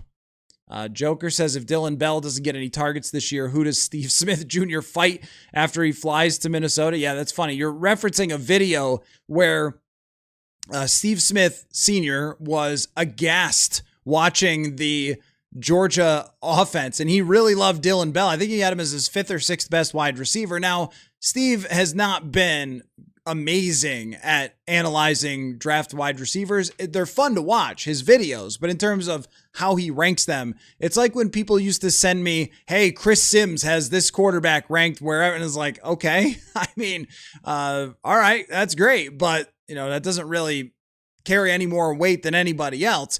And I would say the same for someone like Dylan Bell. But where I did agree with Steve Smith, after the Vikings got Dylan Bell, I was looking at a lot of his targets. And I mean, some of them where he runs an actual route are pretty impressive, but they didn't let him do it. And I think in the NFL, yards after catch are a big deal, but explosiveness is kind of king in the NFL, and Dylan Bell's got it. But I don't think that their quarterback at Georgia could throw deep out routes and stuff like that. I think he was just very, very limited, and that showed up on the Dylan Bell tape. Sean says, thought Redmond shined early, showed flashes, and definitely getting consistent every game. You mean, last year? Could see the same thing with Ingram Dawkins' progression, showing more consistency game after game. So that's the thing with Ingram Dawkins and even with Dylan Bell, right? Is we can never just throw these things aside. Now, of course, I could say, look, we have to see it at training camp in the case of Dylan Bell. We've got to see it in real games in the case of Ty Ingram Dawkins, who did have some nice flashes last year. But if he's going to play big outside linebacker at 200 and I don't know, is he like 280? I thought he was a little bit slimmer when I saw him, but I didn't weigh him as he walked by me today at OTAs. But I did think like they probably talked about this of being that in-between guy, but Brian Flores is just never afraid of a tweener. I mean, Andrew Van Ginkel is a tweener between an inside linebacker and an outside linebacker, and they're like, but instead of tween, why not both? And it sounds like they're saying the same thing with Ty Ingram Dawkins. And we should never blow off when we see things like this, because Ivan Pace Jr. suddenly started playing over Brian Asamoah, and we were like, I don't know. I don't think that's he's a UDFA. And yet Pace ended up as a starter for multiple seasons. Josh Metellus is the example I used earlier. There's a lot of them where we've thought, oh, I don't know. I mean, this is an undrafted free agent, or this is a 5th round pick, or this is whatever. They do not care. It's what can you do for us? And Ingram Dawkins has some serious explosiveness. If you look at his athletic scores from coming out of college, and he didn't have a lot of opportunity to play one position in college. He was used as this multiple player inside and out. So I'm not surprised that they would be looking at doing that with him here.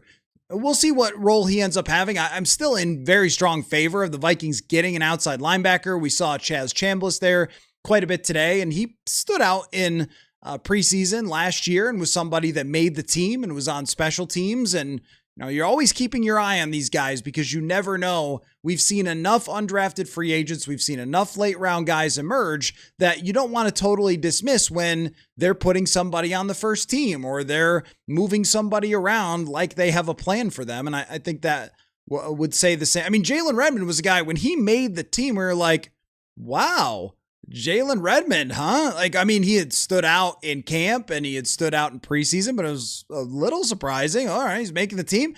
And then all of a sudden he's playing and he's good. And then we just accept and we forget about like, oh yeah, well, Jalen Redmond, he's just on the team and on to the next guys. But once upon a time, he was a guy that we weren't really thinking much about. So that could be the case for some of these guys as well. Joker says we have to be good and basically a lock for the playoffs before Harrison Smith will come back. I'll keep saying that none of us know what Harrison Smith is thinking. That is for absolutely sure. Anybody who claims to know what Harrison Smith is thinking, I promise you they don't. But I do think with Harry, this time of year starts to come around and they get Kyler Murray and the defense is starting to ramp up and there's probably that itch to come back and play football. And, Kevin O'Connell alluded to that Harrison Smith loves football so much, he's probably always going to want to play. But I think what was hinted there, since we don't have a definitive answer, was something like what you're saying, which is, maybe it is during the end of training camp. Maybe he just doesn't want to go through that whole thing, be away from his family all through training camp and everything else. Maybe he would just prefer to skip training camp and show up like Stephon Gilmore did. Once you get to a certain level in the NFL, and it's usually the level of I've played 10 years plus, you do not need training camp. Like, you can ramp up on the fly. It's going to be fine. He knows how to work out. He knows how to put his body in position at this point to be able to play. And he knows the defense inside and out. He is literally the coach of the defense on the field. But the fact that the door is cracked a little bit open does make you lean more toward Harry's going to show up at some point. When is he going to show up? Is there a song called Hitman that, we could say that's Harry's music and he's going to come out? It just kind of feels that way. Now, he could make a decision at some point and say, well, I just don't have it physically. And I remember asking him how he makes the decision a couple years ago when we were still having conversations about Harry coming back or not. And he said, am I fast enough? Like, do I still feel like I can run out there on an NFL field? Because the minute I can't, then I can't really play anymore. And if he's at home in Tennessee and he's working out and he's running and he goes, you know what? That was a 4.7. I'm still fast enough. Here we go. Then maybe we'll see Harrison Smith. But I did think that KOC at least cracked the door open to what you're talking about, which is, hey, maybe it's week 8. I don't know. Josh Metellus is banged up or Jay Ward is hurt and the defense is top 5 in the league. The Vikings are 6-2 and Harry says, all right, I'm ready to go. Or it could be at any time, but at least that door is remaining open, which is, I think, exciting for their defense because we saw the difference between having Harrison Smith out there playing mind games with opposing quarterbacks and when Harrison Smith was not out there, there were just some limitations. And I expect Metellus is going to take over a lot of that role, but Harry's an all-timer.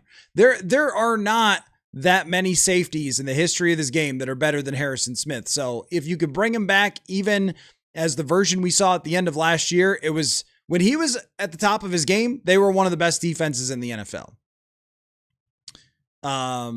Sean says, personally, I think Harrison, it's all about feeling committed to being 100% or nothing, maybe aside of how things are looking. Yeah, I mean, that is Harrison Smith for sure, that He's not going to come back unless he truly believes that he can still be a great player.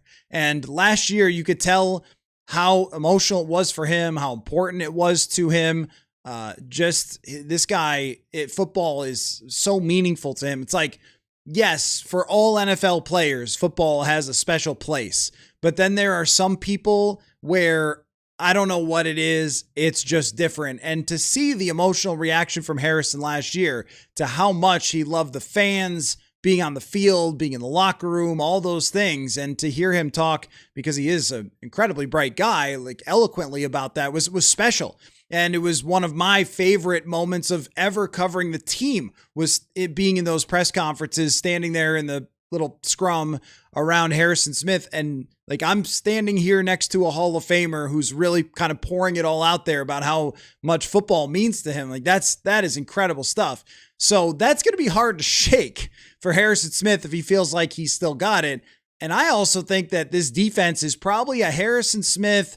You'd like to see one of the guys, and I noticed Eric Johnson, the guy that they acquired, defensive tackle from the Colts, that he was, because they don't have Caleb Banks, that he was playing a lot today with the first team. So he's at least experienced. Maybe he'll be the next Jonathan Bullard or something that we end up going, wow, that guy who we never really heard of before is pretty decent.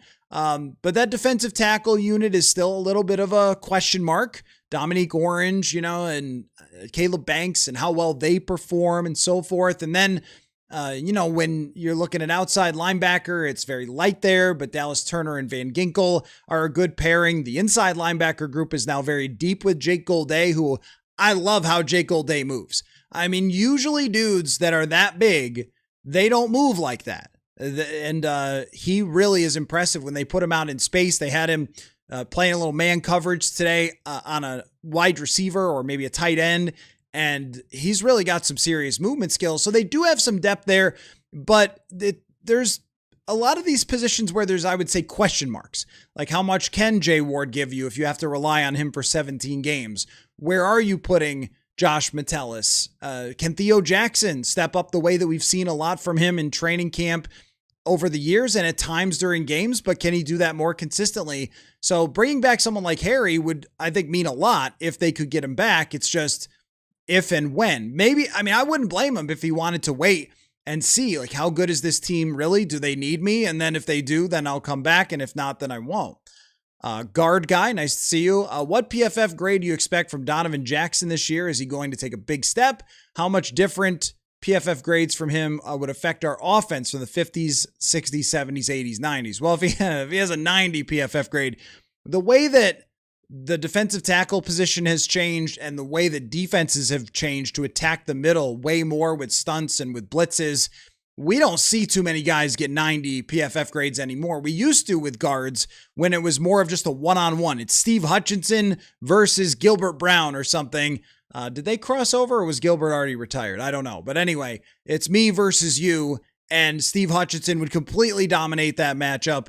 Well, things are a little different now. They got undersized defensive tackles who are knifing into the backfield. They have crazy stunts going all the time as opposed to just occasionally or on third downs. And the guard position has gotten to be very, very challenging from that perspective. So we see more quarterback pressures come from inside than we used to maybe 10 or 15 years ago. So it's hard to get in the 80s and 90s. What you're really looking for is if you can be a 70 graded guard, which is like an average starting player by the PFF grading system, then you are really valuable. So I think that I would put him right around there. Take a step forward, be around a 70 graded guard. That means you are a very quality starter in the NFL. And it's how much of a difference does it make? An enormous difference. I mean, if you can allow less than 25 pressures at that position, which we've seen a lot of pressures come from that position, if you can really lock into this outside zone system that they've had, but I think they're really leaning into now this year. Donovan Jackson is a tremendous, tremendous athlete, a really big dude who was capable of playing tackle at the college level for an entire year almost when they won the national championship. And we saw a lot of it last year. It was just that, sometimes he got beat like rookies do. You're facing somebody who's really quick, who you've never seen before. But now with another year of experience and getting to full health, because he was banged up at times last year. I think that Jackson has a really good chance of taking a big step forward. And if Darisaw is healthy, the left side of that line, you should be able to run behind it all the time with those two guys.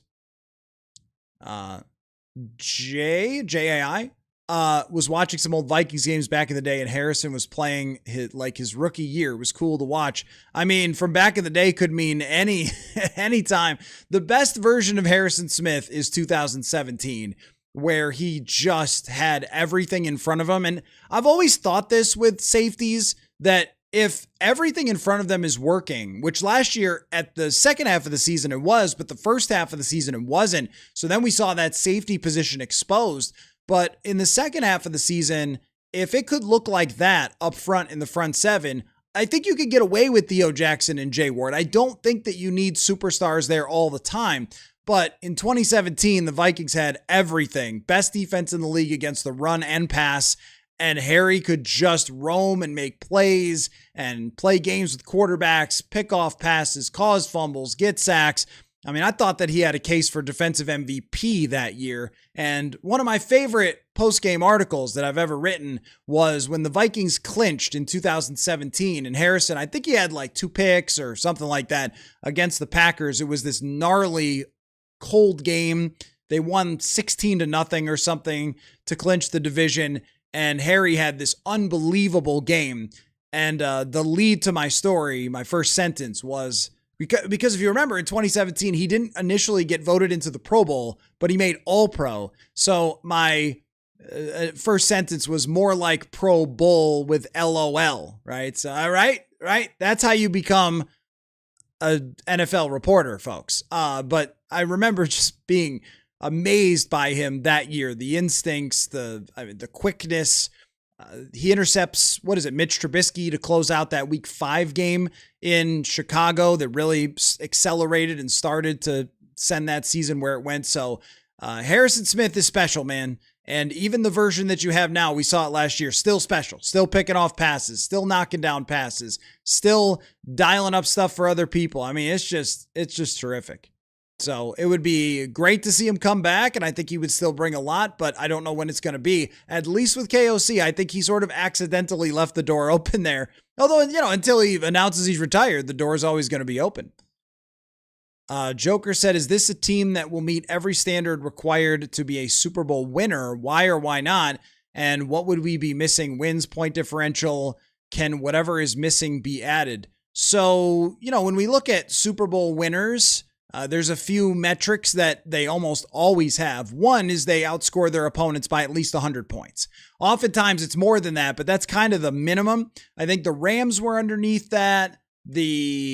Maybe one of the Chiefs teams that wasn't quite as strong was underneath that, but that's Patrick Mahomes. And I could think of I think the Giants, one of those Giants teams had a negative point differential, won the Super Bowl. Total outliers. Everybody else is plus 100 point differential. So you start with that. If you look at last year, the Vikings had a positive point differential, despite the fact that they were a negative 40 expected points added in their passing game, which again is crazy because when they've been good, it's been much more like toward the positive side of that, somewhere between 40 and 80 on the positive side, usually just year over year. I forget exactly what Sam Darnold's season was for EPA, but let's just say it was like plus 60 or plus 70 or something. Like that's where it normally is. And then MVPs are like plus 100 or whatever else. But the point being that the estimation there is that you lost 40 points just from your passing game. It was that bad. And if I remember correctly, Kyler in 2024 was somewhere around 60. So you could gain 100 points just with being better as a passing game, but you have to repeat everything on the defensive side. And what we have to remember is that they did in the second half of the season have good health on the defensive side. They were totally dominant on that side of the ball. And a lot of guys played extremely well. Isaiah Rodgers played extremely well. So can you match everything? And I mean, Hargrave and Allen, we talk about them as if they were total bums. That was not the case in the second half of the season. I mean, those guys played really well down the stretch and got pressures and got sacks, and they became one of the better run defenses in the league at the end of the day. So now you have, I think, more questions than last year You have questions at defensive tackle, questions with the depth of the outside linebackers. You're still at corner feeling pretty good, but question at safety with Harrison Smith not here as of this moment. So you can't just expect to be a top 5 defense, just like, oh yeah, every single year you just be a top 5 defense.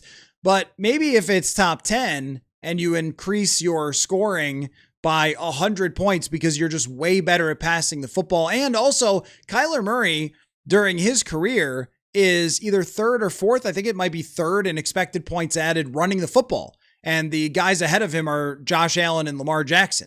I think that's it. Maybe Jalen Hurts. I think those are the only 3 that are ahead of Kyler Murray. So that's a big jump right there because the Vikings under KOC, in fact, I mean, ever, like when was the last time Dante was probably the last time that this team has had on the plus side of a running quarterback. Tavares Jackson could run as well. But I mean, truly, they have not had scrambling quarterbacks recently. It's been Sam Bradford and then, Case Keenum ran around and then threw the ball, but he wasn't a running quarterback. Kirk obviously was nowhere close to a running quarterback. And then Sam Darnold could scramble a little, but I think he ended up with like 100 yards at the end of the year. Kyler, you can expect like 500. So it is, you do have that. I think that they meet or come close to the defensive standard, but the defensive tackles have to be good. I don't see teams winning the Super Bowl anytime soon without defensive tackles that aren't good. I think that those, and that's why you draft them, right? I mean, we're asking questions about Caleb Banks. We really don't know. You never know until the guy gets on the field. But what we do know is that he has the physical capability to dominate at times in college, in the Senior Bowl practices, and he has the physical capability to do that and translate it to the NFL. That's why you draft him. That's why you draft Dominique Orange, because these are big, giant guys, and that position has been enormous. And, edge rusher as well, but I mean, the defensive line, the front 7, has been huge to winning in the playoffs. Look at the Los Angeles Rams. Aaron Donald might come back, and Myles Garrett and everything. So they've got that. In terms of wins, it's usually been 11 to reach the Super Bowl, but now that we're in a world with 17 games, it might be a little bit more close to 12. If you win 12 games and you outscore your opponents by 100, you go into the playoffs as a legitimate contender in my eyes. And then it depends on who you face, how things work out. I mean, Seattle is one of the ultimate examples of a team that just had a lot of stuff go their way. The health went their way, home field went their way, matchups went their way until they faced the Rams. But even then, the Rams had just been in Chicago in overtime and had to go out to Seattle. Totally different path. So there's a lot that play into it. And in terms of, can they, is this a team that can meet that standard? I think that certain things have to go right in order for it to get there. And the number one to me is that defensive line. And if that does click and Dallas Turner does take the step and Andrew Van Ginkel does stay healthy and we see Banks and Orange and Jalen Redmond, Ty Ingram Dawkins start to become this core, then yeah, I mean, I think it is possible, but I don't think you could get there with the roster you have exactly right now. I do think you'd probably have to add at least a piece somewhere at some point. But I mean, from the quarterback position, it's at least in the range based on Kyler Murray's talent and his peak performance. And the weapons that he has are worthy of producing a top 10 offense. But I don't think we're going to see this very often ever into the future. You got to have an elite defense, I think, to win a Super Bowl. I don't know. I think this has changed and it's always shifting. When Atlanta in 2016 made it, then we were all saying, oh yeah, I mean, you can have an average defense that gets hot or plays pretty well in a playoff game. And even through 2020, the passing environment was so crazy that it was like, hey, if you just get some interceptions or some sacks, you can sort of survive and still be really good. But I mean, I don't know now. With defenses kind of the tide shifting toward them, the tide shifting toward teams that can be all around and run the football. I don't know in today's environment if you can have any chance. And I did take a look at this. I don't think that there were any Super Bowl champions that allowed 4,000 yards passing in a season. It was something like that. And I think if I remember, because this was a couple years ago, the average quarterback rating against was something like 85 for defenses that went to the Super Bowl. So most of the time, yeah, having a top-notch defense. And if you're going to have Kyler Murray as your quarterback and not Josh Allen, then you definitely need to have the elite defense. So if this team is in a really good position at some point, they might just go all in on something defensively. They haven't done it this year or this offseason because they wanted to keep the powder dry and keep their options open and so forth. But if you were 7-1 or something and your defense is great, go out and get another player. Definitely. Grade the Christian Watson contract. I mean, it sort of is what it is. Like, it's the going price. I mean, it's probably not a good contract for Green Bay, but every team is just in a position where they have to overpay wide receivers because those wide receivers can say, why don't you go out and get some other wide receivers in free agency if you love them so much? And then pay Romeo Doubs, an average 2 or 3 wide receiver, $17 million a year, right? So I think this is the world we live in and why you draft them. Sean says expect the defensive floor, maybe a little regression, whereas the defense's ceiling is scary good. So being healthy on the O-line and potential of offense over terrible quarterback play is 10 wins for the floor. I think the floor is much lower than 10 wins. It always is for any team. It's lower than that for Kansas City, as we saw last year. It's lower than that for Buffalo if Josh Allen were to get hurt and be out for the year. Any team could lose their quarterback, and then their floor goes a lot lower. I think that the floor for me is based on the fact that they've been able to survive some of that stuff, and the ceiling is really yet to be determined. I mean, I say 12, but we saw 14 from Sam Darnold, and there's no way I would have said that was the ceiling. That was the FanDuel question of the day, by the way, if you want to answer that on FanDuel, now they have a range of outcomes that you can bet, including the Vikings over 6.5 wins, which to me seems pretty safe, all the way up to what their line is, which is 8.5 wins. What's their actual range of outcomes for this team? And I think that you're right about the defense, that under Flores, the ceiling is always going to be scary good, but a lot of things kind of need to happen if that's going to be the case. Because right now, I think that they are not as good on paper, but if you had Jake Golday step into a role and be really good, if you had Ingram Dawkins take a big step, if you have Jay Ward take a big step, and none of that stuff seems ridiculous when it's a Flores defense. Skull Shadow, what are your thoughts on the slip up by O'Connell saying McCarthy was a former captain before quickly correcting himself? Well, every year they vote for captains. So technically there are no captains in OTAs. He's correct in saying former captain. I think what he probably realized in the moment was, if I say this, it's going to sound like he's not the captain anymore. And it's very unlikely that he would get voted a captain when he's a backup quarterback. So there was a very quick processing, quick twitch moment there for Kevin O'Connell. But technically anyone who was a captain is a former captain at this moment. Josh Metellus, who will absolutely be a captain again, is a former captain, because no one is a captain of the 2026 Vikings. They start anew, and then they go through training camp, and then they have their vote, and then you're a captain. So, yeah, I mean, I think rather than having to explain all that, it was better to just say former, captain last year, that kind of thing. And look, with J.J. McCarthy, in his first press conference, there were...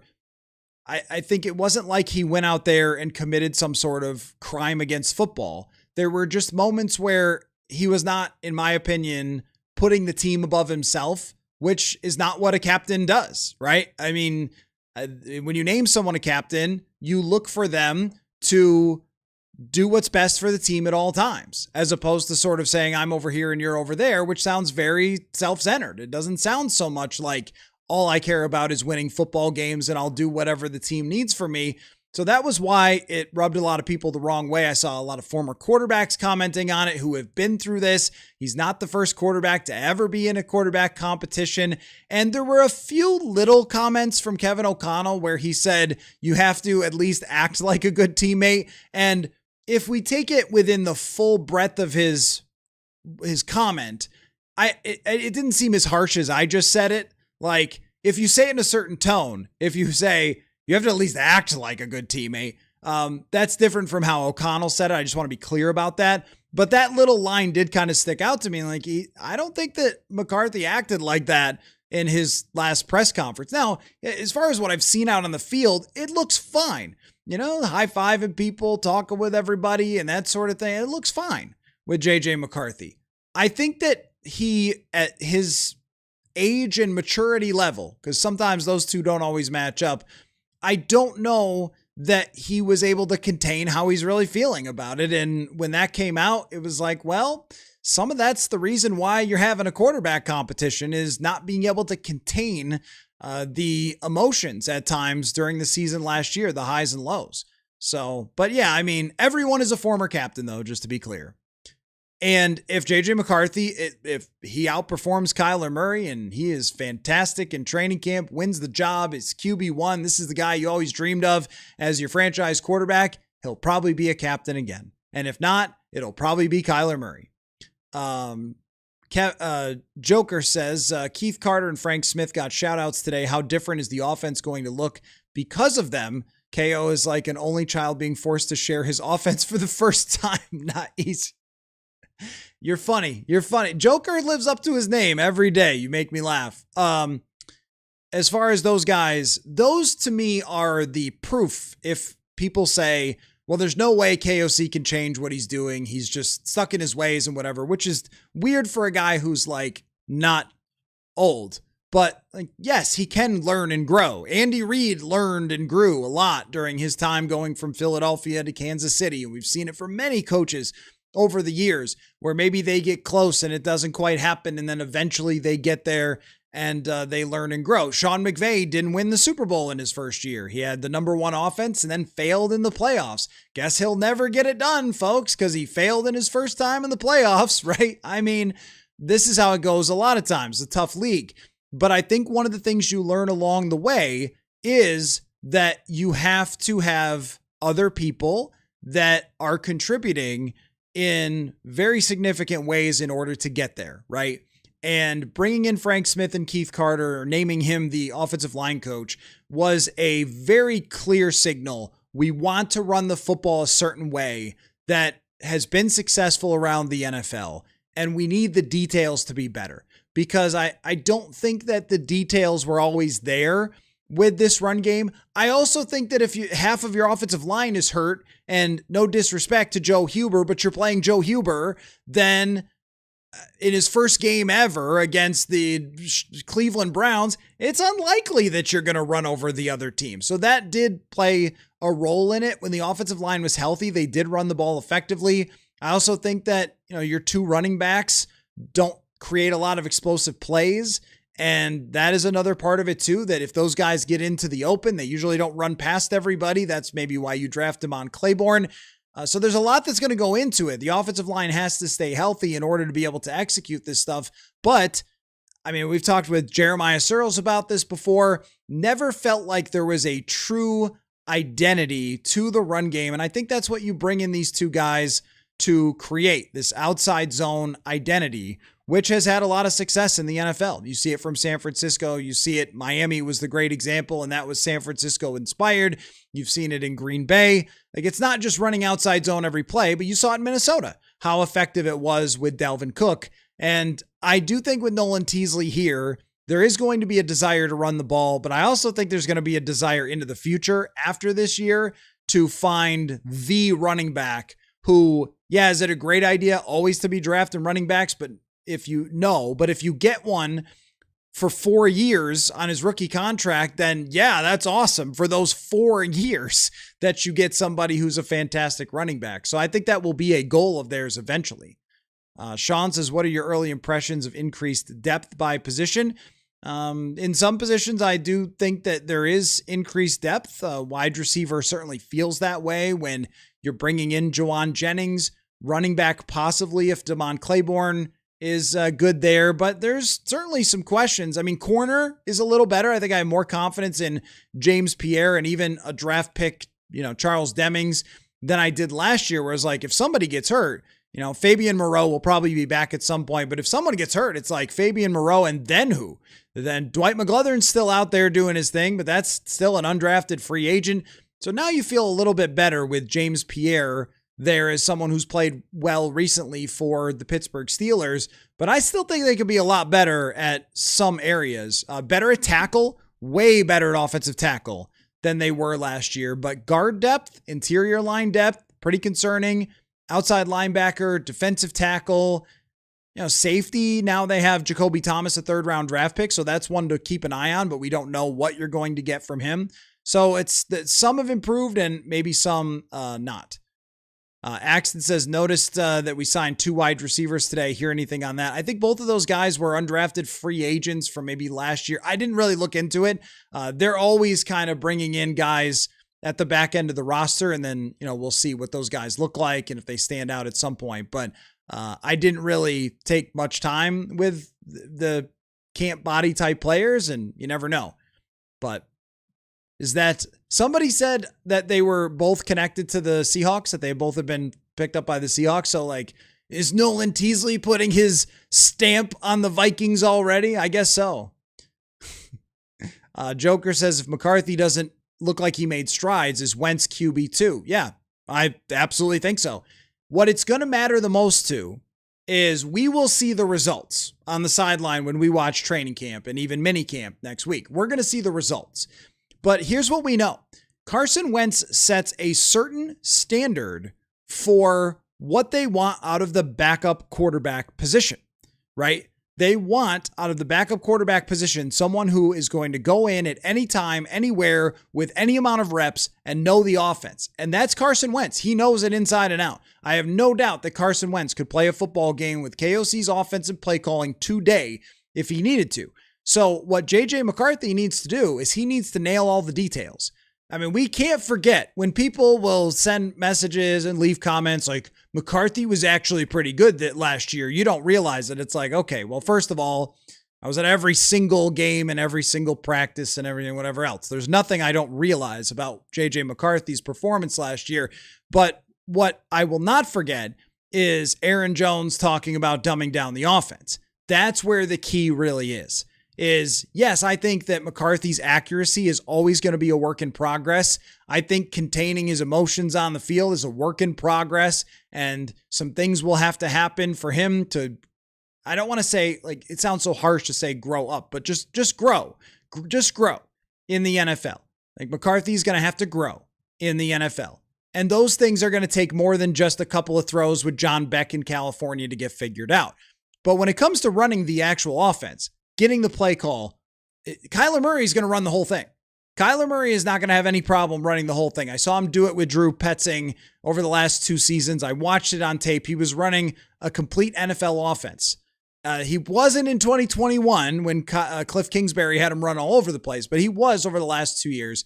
So he's going to pick this offense up. He's going to run it. He's going to get all the motions, and he's going to get all the reads and all the footwork and everything down. That's going to happen. That's what veteran quarterbacks do. JJ McCarthy has to be to that standard. He was not to that standard last year. And if you're Kevin O'Connell or any other coach, you can't play somebody if you don't feel like they can run your whole offense. And you can say, well, his offense is too complicated. It wasn't too complicated for Sam Darnold. It wasn't too complicated for Kirk Cousins. So if you want to be on that level, year 3, there's no more babying. There's no more developing. It's figure it out. Be an NFL quarterback or don't. Be a starter or not.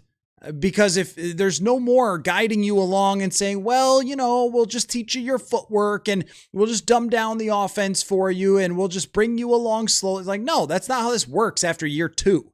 After year 2, it's time to win. It's time to play winning football. It's time to master an entire NFL offense. And if you can't get an offense that Kirk and Sam Darnold played extremely well in, then you can't play here. So yes, he has to meet that standard or it's going to be Carson Wentz. Because remember, Carson Wentz played better last year than JJ McCarthy did. So they're going to play him if JJ doesn't have it down. There is no guarantee of QB2.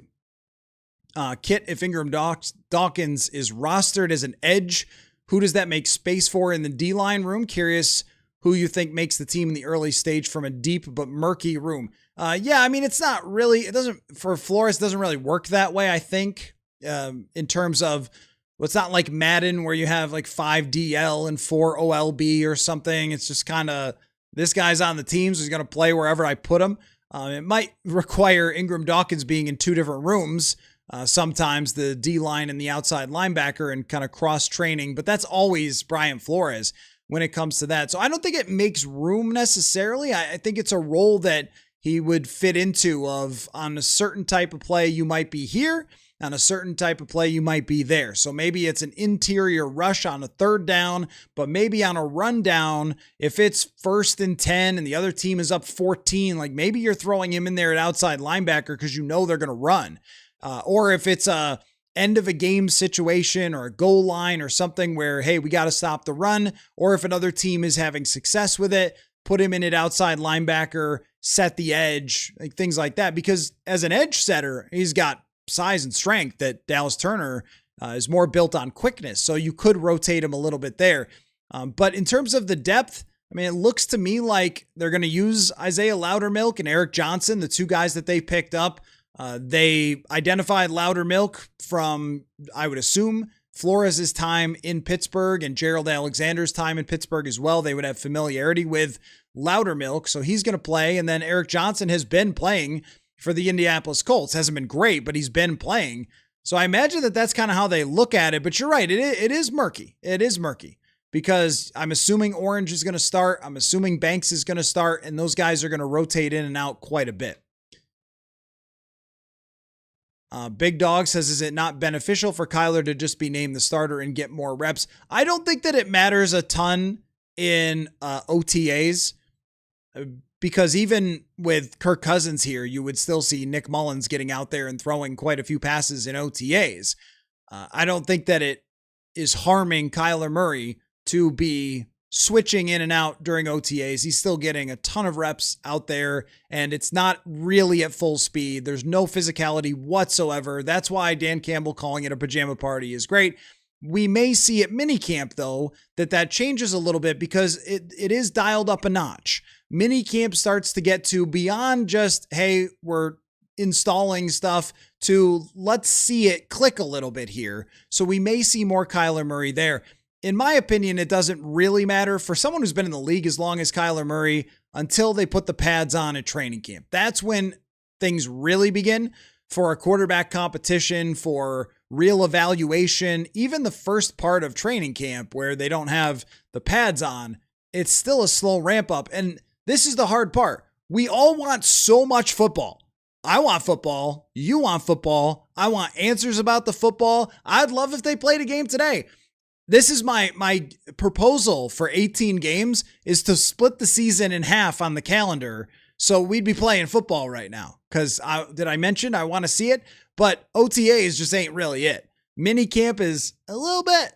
And the start of training camp is a little bit more. And then when the pads come on, that's football. So that's when it will matter the most for him to get the actual rep counts. But if they're still splitting at that point, then it's a real competition. If they're not, then it isn't. That is pretty much as straightforward as that. Ryan says, is Gavin Bartholomew alive? Have you seen anything from him? I was not watching for Gavin Bartholomew. Usually the way things kind of work is they split them into fields. So you have more development players on one side and then players who are first and second teamers on another side. So he was over on the other side that I wasn't looking at all because I'm watching Kyler Murray and JJ McCarthy. He is alive, though. I have seen him in the locker room last year when he was activated, and I'm interested to see where that goes. For now, I mean, it's going to be TJ Hawkinson and it's going to be Josh Oliver, and those are your starting guys. But that battle, Ben Urosic and Gavin Bartholomew, like, yeah. And he may have mixed in today. I just wasn't looking specifically for him to see what he was doing. So I'll do that more in minicamp, is kind of keep an eye on that, because then we see more of everybody getting together at that point. So I'll keep an eye out for it. But it is like gaining a draft pick, really, because he got hurt so early on last year that he could end up being a guy that they look to into the future if he shows something. Big Dog, I know Teasley controls the 53, but with Rob controlling the offseason, who gets credit if they win the Super Bowl? What would happen with Rob? Let me tell you. Well, first of all, Nolan Teasley's the GM. They're not going to like change anything if they won the Super Bowl and suddenly say, well, Rob ran the offseason. He's the GM now. Like, that's not going to happen. I can tell you, though, knowing Rob over the years, nobody would be happier, regardless of what his job title is, than Rob Brzezinski for this team to win the Super Bowl. That guy cares so much about this franchise, man. I mean, everyone says that, but I mean, he really, really, really, really does. I mean, the investment, all the things he's seen over all these years. And look, executive vice president of football operations is a hell of a title in the NFL. It's not like, oh, you're not GM. Are you even a real person? What do you even do here? No, I mean, Rob is a very important part of this front office. And if they do win the Super Bowl, we will all know. We will remember. Trust me, we will remember that Rob was integral in this. But I also would say, remember who put together the team. I mean, the real question is not Rob, because Rob would get a Super Bowl ring and he would be the happiest person alive. The question would be Kwesi, who, by the way, just got an official title with the San Francisco 49ers, who are a heck of an organization. So sometimes when we talk about Kwesi Adofo-Mensah and people talk down about him or whatever, we're still talking about an extremely competitive roster that was built by him. And he immediately got rehired into the NFL for one of the best organizations in the league. So, you know, just because something doesn't work out in terms of relationship wise or position wise, you know, doesn't mean that everything he did was wrong or everything that they did over the last couple of years was idiotic. I mean, they have built still a very competitive roster at the moment that I think is a few things away probably, and a few things really clicking away, but it would be kind of, I mean, I don't want to say funny, like it's all's well that ends well. He's got the job in San Francisco. They're going to be good, you know, and everything else. But it would kind of just be ironic if some of the draft picks that weren't working out or didn't look like they were suddenly took a different turn. Like if JJ McCarthy suddenly became the starting quarterback and Ty Ingram Dawkins gets 10 sacks or something, you're like, oh, was he good at drafting then? Dallas Turner's a superstar, all pro season. Oh, maybe it was worth trading up, right? That would be kind of funny. Hey, Jared Verse already got traded, so obviously tongue-in-cheek there. Dan says, curious about tight ends. What are you seeing? Anyone sticking out? Today Hockenson wasn't there, so it was a lot of Josh Oliver. But in terms of anyone standing out right now, you're just not going to really see that. Ben Urosic did a good job last year at times, and I'm interested in Bartholomew, but in OTA practices, mostly tight ends are just catching checkdowns. You're not really seeing a lot of tight ends going deep down the field. We could see receivers and we could see corners kind of duking it out, but tight ends are mostly just doing underneath stuff. We'll get a little better sense of that during training camp of especially the second team. We know who the first team tight ends are going to be, but Urosic and Bartholomew, Bryson Nesbitt is a very talented player. He has to catch the ball consistently. He's got to prove he can block, but he's somebody I'm keeping an eye on as maybe an undrafted free agent from last year who's still around. So, okay. I do have to apologize because I've gotten a little bit, behind on the comments section, and I did have it as my goal to try to get to everybody's comments before 7:00. Usually go on WCCO radio at this time. Also going to go see Olivia Miles play some basketball. So a little bit more of a hard out here. So I'm going to try to speed run some comments here to make sure that I don't miss too many people. Really appreciate everybody tuning in, by the way. I'm very appreciative of that. Just love losing says all four quarterbacks have something to prove. Can Kyler return to form? Can JJ prove he belongs in the NFL? Is Carson Wentz shoulder heal enough to be solid? And can Brosmer reach the minimum qualifications? I think that the first two are definitely true. And I think the second two, you're hoping that Wentz never has to play. And Brosmer, look, most teams have an undrafted free agent quarterback who they really love the guy, and you don't really want him to start too many games. And maybe he can develop. Brosmer did have a couple moments there against the Giants, but he's going to have to develop. But yeah, I think the first two, Kyler, it is somewhat return to form, but I think with Kyler, it's much more of, can he show the potential that has always been in there and has always been in there in spurts? And JJ belongs in the NFL. He played well enough to be an NFL quarterback last year, but what it really is does he have a future with this franchise is certainly a part of it for JJ McCarthy.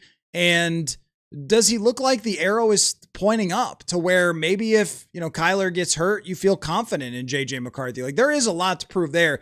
I think he's going to be in the NFL, and he's going to have to shift the way he talks about quarterback competitions if he wants to be in the NFL long term, but he's going to be in the NFL. Top draft picks get lots of chances and lots of time. We've seen lots of them turn things around. I've never been a bail on JJ McCarthy person. It's just, I think that he's going to have to turn the frown upside down if he's going to be one of these guys that sticks for a long time and then gets another shot, because Geno Smith and Sam Darnold and Baker Mayfield all had to be backup quarterbacks at some point. Like, you're going to have to kind of get over that. And there's still plenty of time, plenty of your quarterback journey, as Kevin O'Connell likes to call it. Dan, I wish I could tell you how Blake Brandel was looking at center, but he's not doing anything. He's just snapping the ball to Kyler Murray, and that's it. I mean, they're not in OTAs. They are not allowed to be physical with each other at all, because you don't want anyone to get hurt in OTAs. That would be insane. Aaron, yes, it is true that that Christian Watson, yeah, that was right. That was part of that trade. Yeah. So so he got I don't know how much of it is guaranteed for that, but it may be a paper tiger contract. That is definitely possible. Jay Mulls, what do you think the deepest position is? Wide receiver, offensive tackle. It's probably offensive tackle, I think, is the deepest position. Wide receiver, because we need to see it from Ty Felton. And maybe corner. Like, if Chuck Demings is kind of ready to play, corner could be considered a deeper position than it's been here in quite some time. Axton says KOC's somewhat on the hot seat too, not just JJ McCarthy. This year, I'd like to duct tape Kevin O'Connell's mouth shut and make him actually coach. Oh, well, I mean, we can't be that harsh on O'Connell. I think O'Connell cares a lot about the fan base understanding where he stands and stuff. I mean, he does this for you. So sometimes I hear this about O'Connell, like, oh, he just talks and talks. And you're like, I think he's talking to you. That's what a press conference is for. So it's not to us. It's to relay the fans' questions is what it really is. So I think O'Connell cares that the fans understand what's going on there. He's referenced that a number of times. He wants the fans to understand where he stands on a quarterback competition and how he views it and how he viewed JJ McCarthy. I don't think that he does that for his health. I think he does that because he truly cares about, I mean, Mike Zimmer did not, but Kevin O'Connell, I think, really does. So I don't ever want to say, hey, don't talk at more for Kevin O'Connell, because I think he's very insightful and, talking about these different areas of the football team and things like that to the fan base. That's who you're really speaking to when you're staring into the camera. So, but when it comes to, actually, I mean, just in 2024, he was coach of the year. So he actually coaches just fine, even if he does a longer press conference than previous coaches. I don't think there's any correlation. Skull's Shadow, at this rate, it may cost $100 over 3 years for Addison. I would expect if Addison catches, if he catches, I don't know, 70 passes for 900 yards, that's a $30 million wide receiver these days. 25 to 30, that's crazy, but it's actually true. Rage says Jordan Addison played one less season than Christian Watson, still has more yards despite playing fewer games in that time frame. Yeah, Addison has played in very pass-heavy offenses and has done very, very well.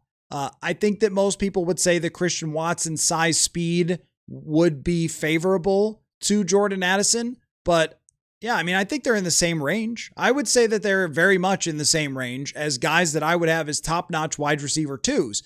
And that's going to be the going price for them. So how they handle that will be very interesting.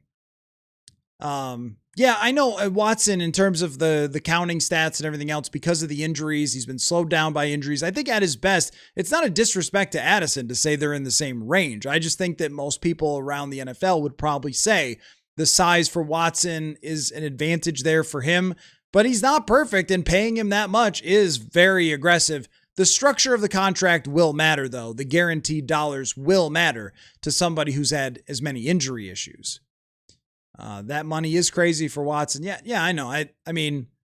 Look, I just think based on their skill set and when Watson is healthy, that the highest end of him has been really, really good. It was not to say that, most people would take, or a lot of people would take Christian Watson over him is not like a disrespect to Jordan Addison, who had 2 great years, but we can't ignore last year was horrible.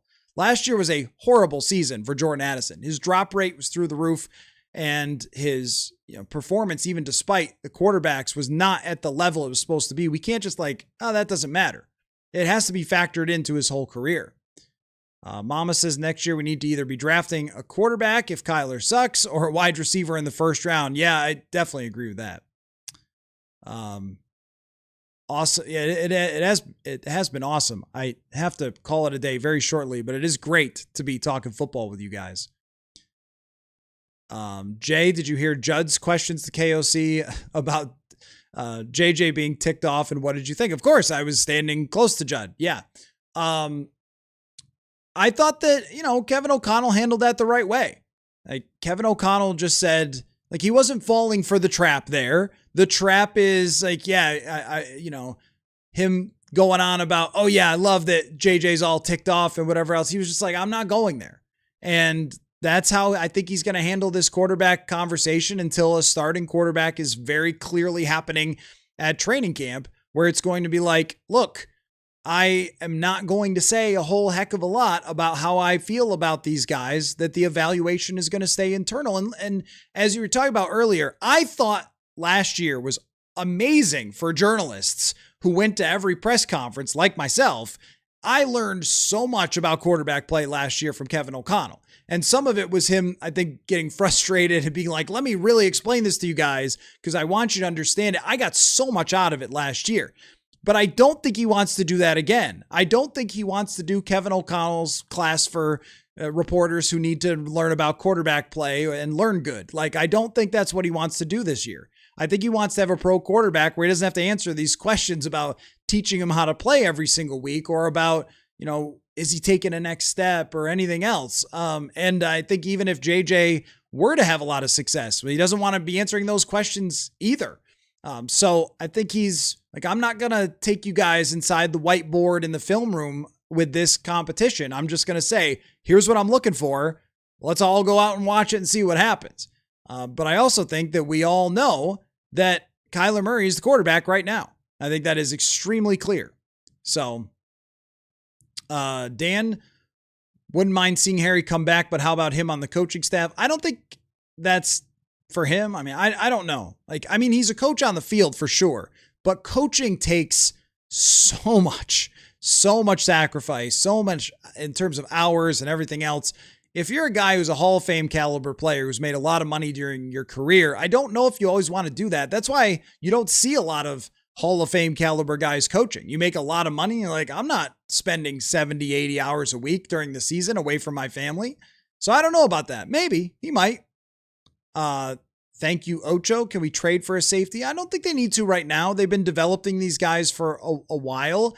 And I think that Brian Flores believes in developing these players, especially their draft picks, but they might need to. They definitely might need to. Sean says, curious if you think Bell could be a kick returner. I did see Alec Lewis maybe going, I thought, I was joking with the guys out in practice today. I said, guys, Dylan Bell, I think he's just good. And obviously I'm kidding because it's OTAs, but I read Alex tweet and I was like, wow, he really liked what he saw from Dylan Bell. I think he could be a kick returner. Miles Price is going to be in that mix. Damon Claiborne, there could be a real competition there. A kick returner off. We never get a punt off, but maybe a kick returner off. Kick returner battle. Sean, the logic behind Bell returning kicks is that if he could do that, and is a better wide receiver option than Price, he could have a better shot at making the roster. Yeah, fair enough. I think Price was really good as a returner, but you have to have a shot with them for sure.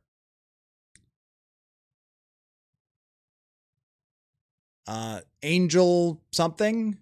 McCarthy is younger than most of the quarterbacks that just got drafted in this class, but it doesn't matter in the NFL. The NFL is about right now. Yeah, it is. And the Vikings don't have patience. It's hilarious. Look, the Vikings want to win football games. So I don't know what's hilarious about that.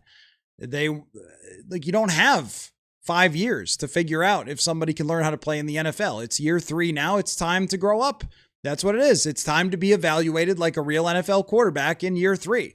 There shouldn't be any more holding his hand or making excuses or anything else. And the age factor for the long term is certainly something that I respect. The fact that many quarterbacks have developed over years. And I think if JJ takes the right approach and has the right attitude about it, he can certainly be like that. If he thinks that the only way that I want to be here is I'm going to be QB1 and that's it, otherwise I'm going to pout, which I'm not saying that's what he said, but this was the vibe, then it's not going to be a situation where he can progress over years. Like, you have to understand and have the awareness that you have to earn this thing every single day, and more interceptions than touchdowns, one of the highest sack rates in the league, one of the worst quarterback ratings in the league, and one of the worst performances through 10 starts of any first round draft pick over the last number of years. That's not going to get it done. If you think that that's enough to get it done, then I don't know what to tell you. Alan says, I'm done with the Wilfs if they trade JJ McCarthy. Well, the Wilfs don't trade people. That would be Nolan Teasley. And I think you're lying. I don't think that's true. I think that you will love Kyler Murray if he wins football games. There were a lot of people who said, man, if they get rid of Kirk, I'm done. You're like, no, you're not. Go burn a jersey in your backyard. You're not going to do that. Stop. The performative nonsense is unnecessary when it comes to JJ McCarthy. The facts are the facts, and the reality is the reality, and we're going to see how it plays out. You don't have to be freaking weird about this. People have gotten very weird about him. Thank you, Ocho says trading for a safety might be the best. Julian Blackmon in New Orleans or Arizona selling full tank mode for a quarterback in 2027. Call them and check in the price of Budda Baker. Would love Budda Baker. Would love that. These are trade deadline things, I think. They are trade deadline. And look, I want Nolan Teasley. He signed a couple of former UDFA wide receivers. Is that it, Nolan? Is that all you're going to do here? No, I'm just kidding. But do something, Nolan. I think the trade deadline is where we're really going to see this stuff, because you want to see how good the team is. That's where I stand. You want to see how good the team really is, because you truly do not know until they get out there and start playing games, because there's always so many questions with every team in the NFL. I doubt that Nolan Teasley thought going into week 1 last year, we are going to win the freaking Super Bowl. The Rams can say it. The Bills can say it. The Ravens can say it. The Chiefs can say it. How many teams can really say day one, oh yeah, we could absolutely win the Super Bowl? Most teams we're going to go out there and see. And if things go our way, then we can win the Super Bowl. If the Vikings are 6-2 at the deadline and the Arizona's dumping Budda Baker, then make the freaking call. I agree. Rach says, biggest concern about the defense is the Vikings lost their best pressure generators. Who is going to replace that? That's a great question, Rach. That's a great question.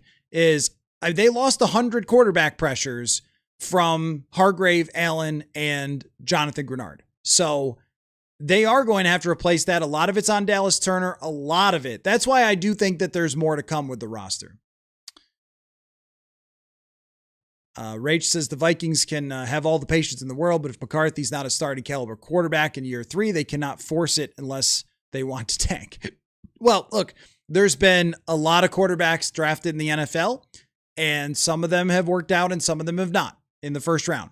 And you might just be on the wrong side of that coin flip. It's always a coin flip. It's about 50-50. So you're not going to call O'Neal a former captain. Fair enough. Fair enough. Fair enough. But it is true. It is technically true, but you're right about the slip up that you're not going to call Josh Metellus or Brian O'Neal former captain. That's fair enough. That's funny. You got me there. But, look, it's not like we don't know what's happened here, right? If he called him, look, if Kyler wasn't here and it was Sam Howell, he'd call him a captain. So I agree with that. Rach, part of being a quarterback in the NFL is never getting too high or too low emotionally. JJ lets his emotions get away from him too frequently, and that's got to even out. I think that's only comes with growing in time. But you make a fair point about the slip up there. Hunter, it seems like Flores is good enough to make just about any NFL defense at least average, but the ceiling of the defense depends on how well people play.